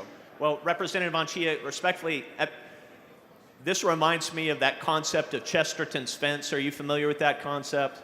No, I'm not. So Chesterton's fence, basically, the concept is when you see a fence, before you tear it down, you ought to think about why it was there and why someone put it there. The current state of affairs in college athletics is a set of unintended consequences that has led us to this moment. And my hope is that the legislature will see it for what it is and say, let's tap the brakes and consider what legal ramifications of this bill or these types of bills are going to be that might result in an employee-employer relationship, Fair Labor Standards Act, and a number of cascading legal consequences. I appreciate that. But it is also the case that we pass legislation all the time in this body, and we come back and adjust it and fix it because it is impossible to foresee every consequence from a bill. I will say further that we are responding in this bill to a change in the legal framework, which is the rescinding of the NCAA rules. And so I appreciate your Chesterfield, I'm sorry if I'm mispronouncing it, fence analogy, but I just think it is not the question for the day. And Representative Anchia, I think you pointed out my concern is that oftentimes in this building, bills are passed and laws are created without foreseeing those consequences. And so the purpose of my questions to you here today are to try to help everyone in this room foresee the potential consequences that I think you and I agree are possible could come to bear. Yes, and I think they're fair-minded consequences. I don't quibble with your analysis. What I do believe is that we need to put something in place today given the NCAA action that is imminent. And furthermore, and you will agree with this, I have still never seen the perfect bill in this body. Thank you, Representative Anchia. Thank you. Mr. Speaker. Mr. Lambert, for what purpose? Would the gentleman yield for one question? Gentlemen, will you yield, Mr. Anchia? When you said gentleman, I was confused. Yes, absolutely. Gentleman yields. Absolutely, Mr. Chairman. Representative Anchia, are you aware that the NCAA has been dealing with this whole issue of employer-employee status for the last 50 to 60 years? Yes, this is nothing new under the sun, certainly. Thank you. I appreciate you. Representative Jones, against the bill. I think this is the first time I've come up here to speak against the bill this session. I am a former scholarship athlete. I won 3 NCAA championships, and I won 1 United States championship and won a whole bunch of Southwest Conference titles. And I was a poor, broke college student, notwithstanding that my university was able to get money because of me. and recruit great athletes because of me, because people wanted to come and compete with me. So I am not at all suggesting that athletes don't deserve to be paid for what they do. Here's my concern about this particular bill. First of all, when we compete, when we are on a team, we should all be equal, especially with the school. So if a school can now enter into an NIL contract with me, and I probably would have been one of those athletes back when I was in college to get an NIL contract. I'm almost certain of it. So now I have obligations with my scholarship, which requires me to be on time, make good grades, and all these things. But NIL is basically advertising for the school. So what happens when my scholarship conflicts with the NIL? And if an athlete is like me, where I've won all these NCAA championships, who's to say that another school doesn't say, hey, I want Jolanda to get into the portal and come to my school so she can win me NCAA championships. So then I'm stuck. So now somebody else is paying me more money. Is the school I'm leaving now going to sue me? Is that what's going to happen? Or if I get injured, which I have had 2 surgeries on my right knee, 1 on my left, clavicle problems, tore my Achilles. So am I going to lose my NIL because of that? And let me be clear, whether you want to say the schools that were illegally paying athletes like they did with SMU back in the day, and they got the death penalty, right? Back in the day when they got the death penalty, I don't care if we've been doing it even though we did it illegally. It's not right. So even the NIL athletes, which I would respectfully submit to you, when I'm coming out of high school deciding if I'm going to a college, I don't have the best lawyers reviewing stuff. I just don't. The university has the best. And this actually is a way to subvert pay for play. And it's definitely going to give the schools with more boosters and more money a definitive advantage over schools that don't have them. So for the most part, we're talking about, I guess, SEC, Big 12, I can't remember what all they are, all these new conferences they have. I just think that, at least right now, it is clear. If you enter into an NIL contract, some company gave it to you. You have an obligation to meet the contract with the company that gave it to you. That's fine. But it's not right that at a certain institution, I could literally have 2 conflicting obligations under those contracts, and then I'm stuck. And for the people that are saying, well, this is going to prevent us from being able to compete across the country, what about those universities? Let me be clear. I picked the students over the universities 1,000 times out of 1,000. The universities have boosters and they have money, and these little bitty old athletes, they don't have that. It's unequal bargaining power. And let me be clear, we should have never been amateur. There was no reason I should have been starving when I was in college and having to sneak to work. But this is not the right answer. Thank you. Chair recognizes Mr. Tepper to close on his bill.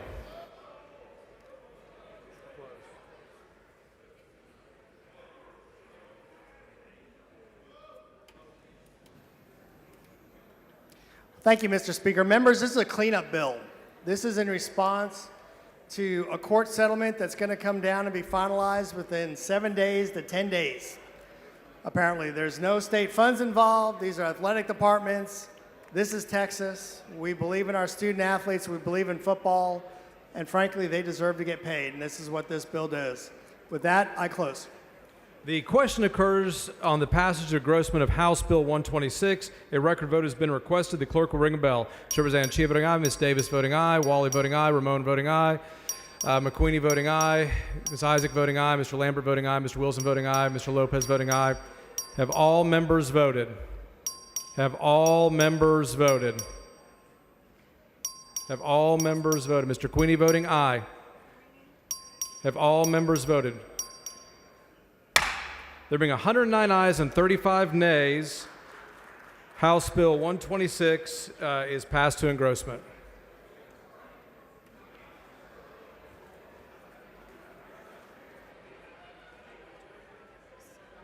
that. Hold on.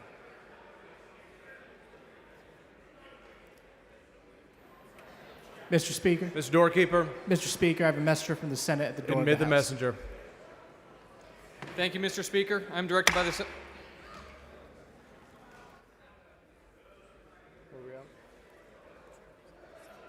Chair lays out on second reading House Bill 290. The clerk will read the bill. HB number 290 by Lopez Abair, relating to assistance for tuition and fees at post-secondary educational institutions for certain members of the Texas Military Forces. Chair recognizes Mr. Lopez Abair to explain the bill. Thank you, Mr. Speaker. Members, House Bill 290 extends the maximum number of semester credit hours that can be received from 12 to 15. This bill extends the eligibility period for tuition assistance from 5 academic years to 7 academic years, giving 5 more semesters of tuition assistance. This bill also revises the maximum number of awards given from 30 to 45, unless there's some compelling reason to add additional award. What this does, it gives flexibility to veterans to be able to apply for their opportunity to get educated and create the life that they're working for. Mr. Speaker, I move passage.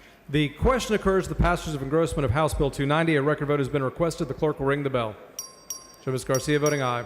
Ms. Fairley voting aye. Mr. Lopez Abair voting aye. Have all members voted? Have all members voted? Have all members voted? There being 115 ayes and 29 nays, House Bill 290 is passed to engrossment. Chair lays out on second reading House Bill 300. The clerk will read the bill. HB number 300 by Wilson, relating scholarships under the Texas Armed Services Scholarship Program. Chair recognizes Mr. Wilson to explain the bill. Thank you, Mr. Speaker and members. House Bill 300 updates and streamlines the Texas Armed Services Scholarship Program, for which every one of you get the honor and opportunity to award to a nominee who is looking to serve their country. And with that, thank you very much, Mr. Speaker and members, in support of this bill. The question occurs the passage of engrossment of House Bill 300. A record vote has been requested. The clerk will ring the bell. So Ms. Garcia voting aye, Mr. Kisman voting aye, Mr. Lopez voting aye, Mr. Wilson voting aye, Ms. Leo Wilson voting aye, Ms. Howard voting aye, Mr. Mano Diallo voting aye, Schatzline voting aye, so Ms. Campos voting aye. Have all members voted? Have all members voted? There being 147 ayes and 0 nays, House Bill 300 is passed to engrossment. Chair lays out on second reading House Bill 1330. The clerk will read the bill. HB number 1330 by Howard, relating to the period for which an applicant for admission as an undergraduate student to a public institution of higher education is entitled to an academic fresh start. Chair recognizes Ms. Howard for a motion. Thank you, Mr. Speaker. I move to postpone further consideration of House Bill 1330 until 10 a.m. Tuesday, April 22nd. Members, you've heard the motion. Is there any objection? The chair hears none, so ordered. Chair lays out on second reading House Bill 2110. The clerk will read the bill. HB number 2110 by Van Dever, relating to public higher education. Chair recognizes Mr. Van Dever for a motion. Thank you, Mr. Speaker. I move to postpone further consideration of House Bill 2110 until 10 a.m. Tuesday, April 22nd. Members, you've heard the motion. Is there any objection? Chair hears none, so ordered.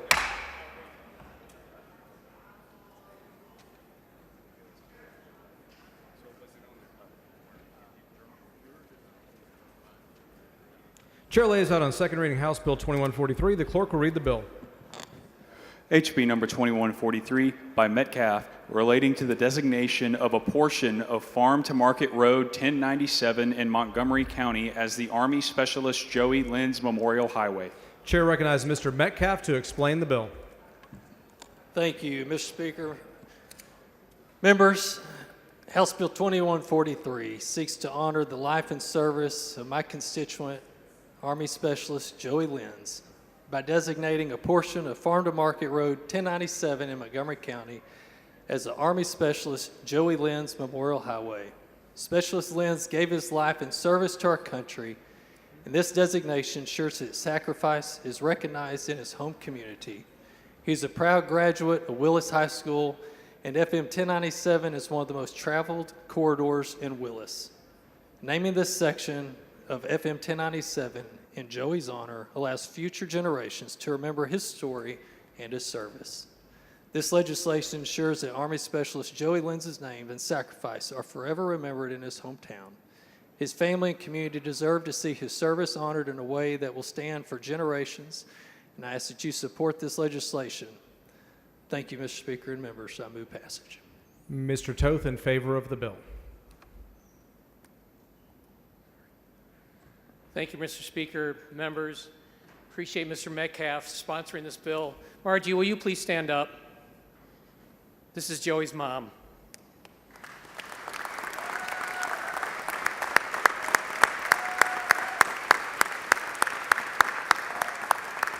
Stay standing. Guys, if you want to see what a real mama bear looks like, this is Margie. And she fought with the United States Army for how many years, Margie, to find out what really happened to Joey and why he passed. It should never have to be this hard for parents to find out what happened to their children in the armed services and why they perished.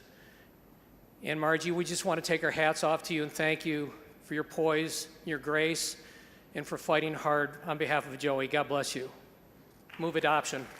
The chair recognizes Mr. Metcalf to close on his bill. Thank you, Mr. Speaker. Members, Margie, thank you so much for being here today and all that you've done in honor of your son and his sacrifice. Not only the community, the state, but the nation thanks you for your service and your family. Members, thank you. I move adoption. The question occurs the passage of engrossment of House Bill 2143. A record vote has been requested. The clerk will ring the bell. So Mr. Bell voting aye. Mr. Kitzman voting aye. Mr. Metcalf voting aye. Mr. King of Hemp Hill voting aye. Have all members voted? Have all members voted? Have all members voted? There being 146 ayes and 0 nays, House Bill 2143 is passed to engrossment.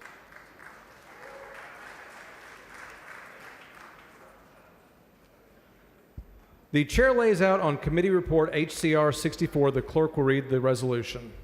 HCR number 64 by Curry, designating the first full week in April as Gifted and Talented Students Week for a 10-year period ending in 2035. The chair recognizes Mr. Curry to explain the resolution. Mr. Raymond, for what purpose? Is this Mr. Curry's first bill? Mr. Curry, is this your first bill? Does the gentleman yield? Would the gentleman, and I use that term very loosely, yield for some questions? Mr. Curry, do you yield? For some questions. The gentleman... No, not until I'm finished laying out my resolution, and no, it's not a bill. The gentleman does not yield. Would the gentleman yield for some questions on this resolution? Does the gentleman yield for questions on this resolution? Not Say until yes. I lay out my resolution. You're supposed to say yes? The gentleman does not yield at this time. You want to lay it out? Lay it out, Mr. Speaker, then I'll ask that he yields for some questions. Mr. Speaker, may I have my layout back?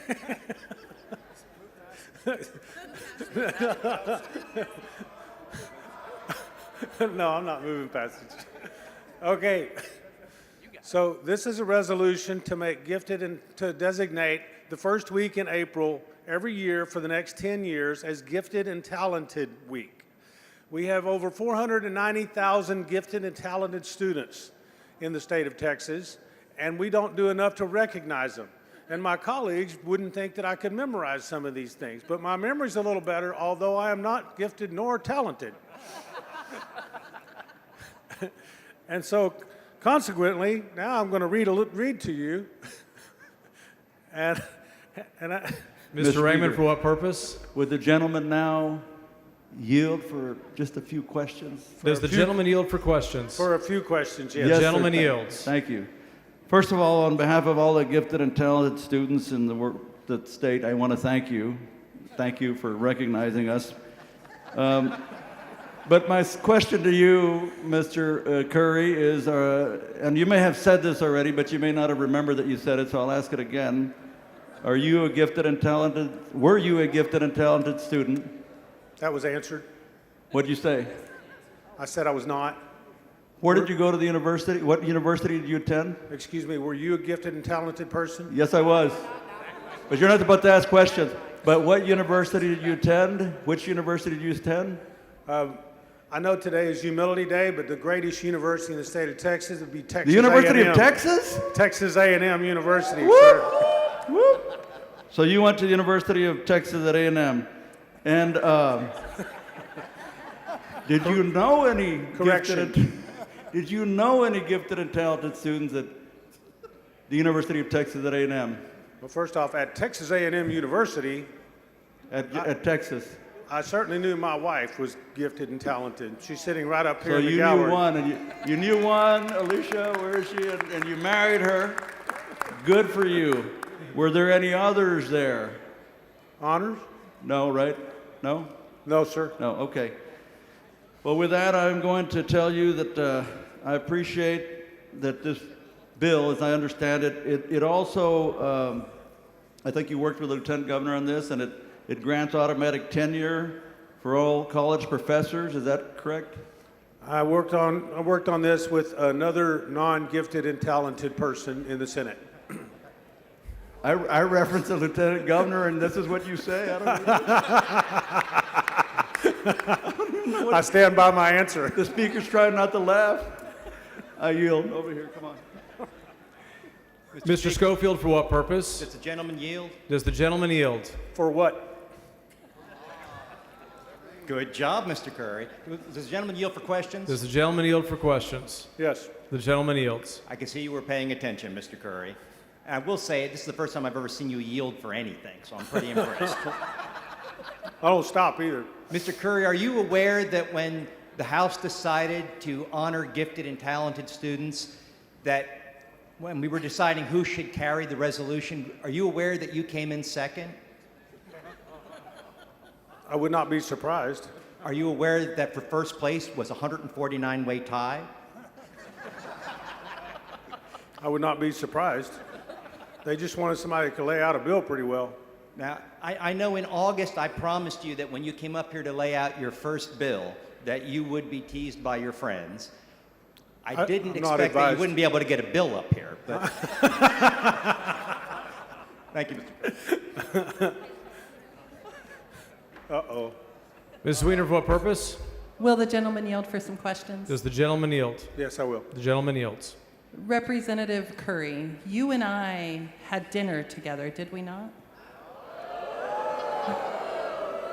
Not like that, y'all. I don't recall.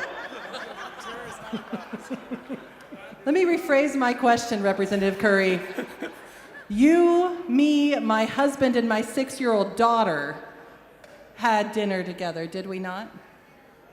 I'm trying to recall. Do you remember where we had that dinner? Still trying to recall. I believe that was at a little restaurant called Cracker Barrel in Waco, Texas. I like that place. Does that ring any bells for you? I do like it. Are you aware that the Cracker Barrel has pegboard games on every single table? Yes, I am. Do you recall playing that peg game while we were there? I recall playing the game before, yes. What score did you get? Do you remember? I definitely don't recall that. Well, I just want to know, Representative Curry, if you think it's appropriate that an elected official who gets a score of ignoramus on the Cracker Barrel pegboard should be laying out a resolution for gifted and talented children. I don't think that that's germane. Representative Curry, I know you've got a lot to learn, but this is not a point of order. This is just a conversation. I still don't think it's germane. Representative Curry, do you have a lawyer who's an expert on that? I do. Do they work for any celebrities as well? They were just on the back mic. Well, Representative Curry, congratulations on your first bill. We'll work on the Cracker Barrel games. Thank you. Will the gentleman yield for questions? The gentleman yield for questions. Yes, I will. But can I Gentleman correct yields. Ms. Weiner and Representative Weiner and say it's not a bill, ma'am, it's a resolution? Uh-oh, she's coming The back. gentleman yields for questions. I would be careful. She is our best point of order caller. I would not throw any shade at her at the moment. Okay, and I do recall Representative dinner. Curry, you went to that lesser institution known as Texas A&M University, I went to the great Texas A&M University. Yes, ma'am. and a few weeks ago, we were walking down the hallway, and you were busy going somewhere, but you met my brother-in-law who has ALS. Is that right? I did. And he is a fellow Aggie. He is. God love him. And you turned around and spent a gracious amount of time with him talking about Aggies and paintings and committing to be there for his fun run event that's coming up to benefit ALS. That is absolutely correct. You're And I- one hell of a class act, and welcome to the Texas House. Thank you. Mr. Wally, for what purpose? Will the gentleman yield for Is the- his only resolution he may pass this session? Does the gentleman yield for his only resolution he may pass this session? Is that for question? It's for a question. Yes, I'll yield for a question. The gentleman yields for questions. Representative Curry, you're from McClendon County, is that correct? McLennan County, yes, sir. All right, and is that Waco, Texas? Yes, sir. And is there a gentleman by the name that Jim Dunham, that's a lawyer, has a law firm, longtime Dunham law firm there in McClendon County? I don't know if he's in McLennan County right now or not. Okay. Do you know who Jim Dunham is? I do. And who is Jim Dunham? He's a lawyer in McLennan County. All right. And how long have you known Jim? Since grade school. Since grade school? Yes, sir. Okay, so would you say y'all are close? Would you say that y'all would be close friends? Well, I really don't know where he is at the moment. I don't know. Well, it doesn't matter that you don't know where he is, but since y'all have known each other since grade school, that would infer that y'all would be close. We've had our moments. You've had your moment. Did you see him visit? He visited the house last week. Is that correct? He did. He's Okay. looking poor. And did you speak to him? Oh yes, of course I spoke to him. Okay. Did you visit with his wife? Absolutely. And his daughter and his grandchildren? Absolutely. Okay. Jim just wanted me to ask you, what the hell are you doing? Well, this is not a resolution for him. This is for gifted and talented people. And you just mentioned too that you're not a member of that gifted and talented group either, right? Correct. Okay. Just want to make sure. The gentleman's time has expired. May I move to extend? Dawn, I had two really good questions.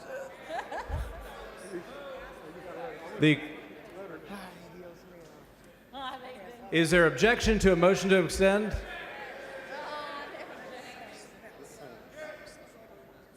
The chair hears no objection. Will the gentleman yield? Does the gentleman yield for questions? Yes. The gentleman yields. Representative Curry. So, what's your favorite flavor of curry?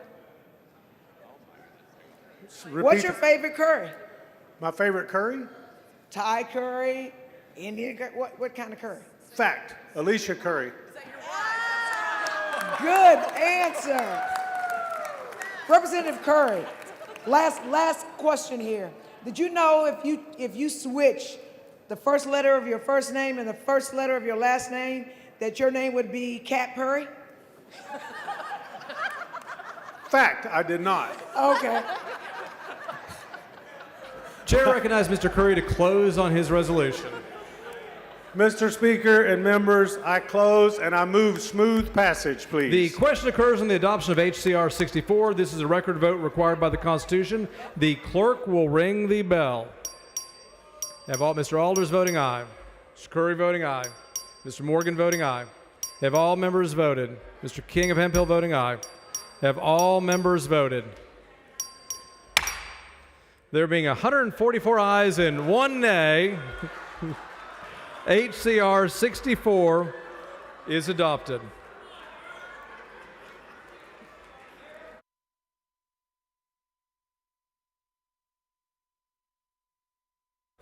The chair lays out on committee report HCR 101. The clerk will read the resolution. HCR number 101 by King, designating the tomahawk ribeye steak as the official state steak of Texas and directing the Texas Department of Agriculture to promote the tomahawk ribeye steak as part of efforts to support Texas beef and agricultural products. Chair recognizes Mr. King to explain this very important resolution. Thank you, Mr. Speaker. Members, this resolution is a direct result of the Senate trying to do Senate things and name the strip steak the official steak of Texas, and we all know it's an inferior cut of meat. So the Texas House, in our wisdom, decided to put up the tomahawk ribeye because it's a superior steak. The Senate has since conceded. They're going to go along with just allowing their little steak to be renamed from the New York strip to the Texas strip. We're into renaming things this session. That's okay. But they have admitted that their choice of steak is inferior to those in what we choose in the House. This resolution recognizes an iconic part of Texas culture, the tomahawk ribeye steak, and it designates it the official steak of Texas. The resolution comes in response to a longstanding role of the cattle industry in shaping our state's economy, identity, and history. From the era of the cattle drives in the 1800s to today's ranches and steakhouses, beef production has always been central to Texas life. By designating the tomahawk ribeye steak the official steak, we're honoring generations of Texas that built this industry, recognizing a cultural and economic importance of Texas beef. Mr. Speaker, I move adoption. Mr. Dutton, for what purpose? Mr. Speaker, I'd like to ask the gentleman questions. Does the gentleman yield for questions? I would rather not. The gentleman does not yield. Yes, I yield. Chairman, The gentleman yields for questions. Chairman King. Yes, sir. The tomahawk steak, where did it get its name from? Well, it has a big bone left in it, and it looks like a tomahawk. And the strip steak, is that a place?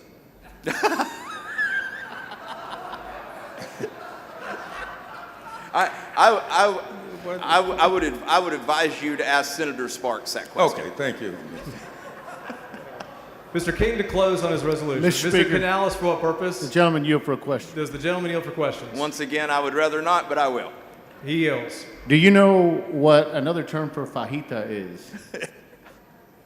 Enlighten me, please. Are you aware it's called a skirt steak? Yes.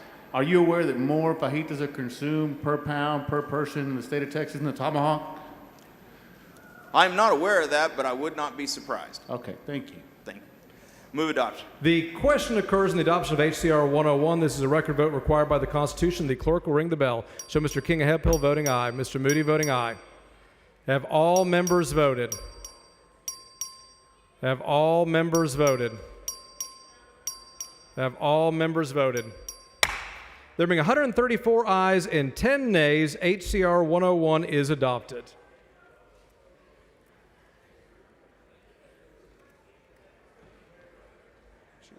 The chair recognizes Ms. Simmons for a recognition.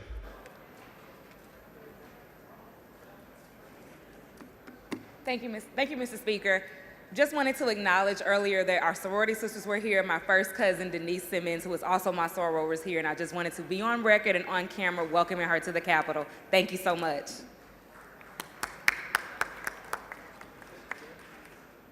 Members, the speaker's desk is clear. If you have any announcements, please bring them down front.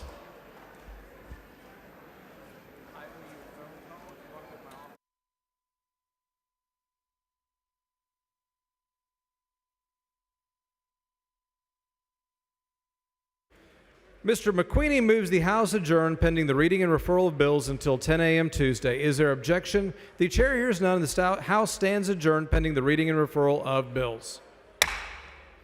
The following bills and resolutions on first reading and referral to committee. The clerk will read the bills and resolutions.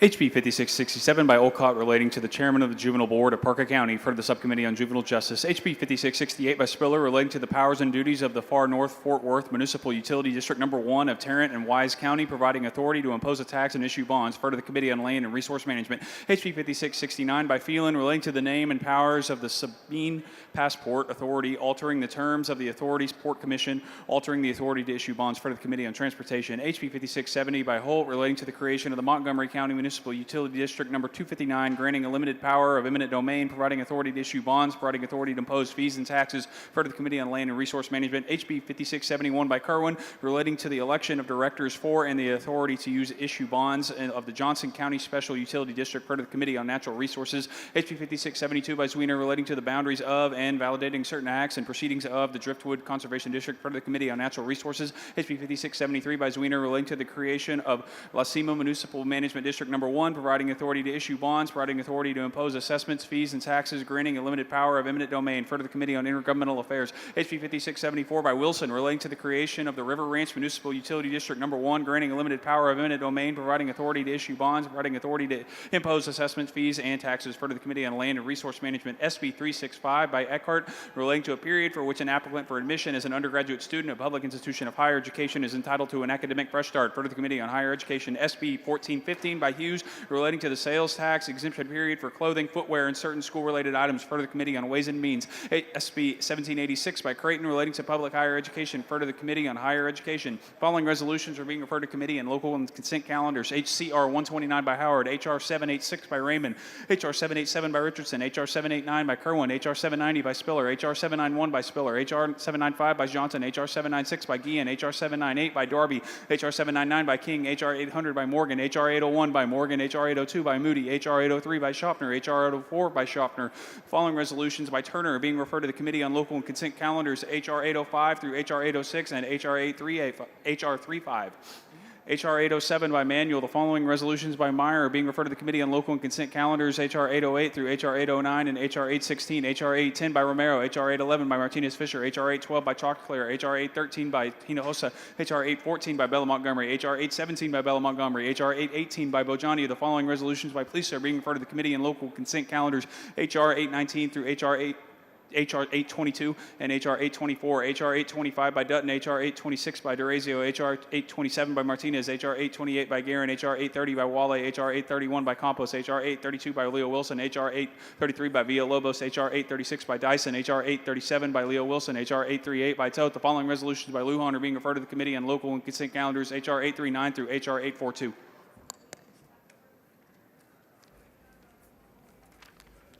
Pursuant to a motion previously adopted, the House stands adjourned until 10 a.m. Tuesday.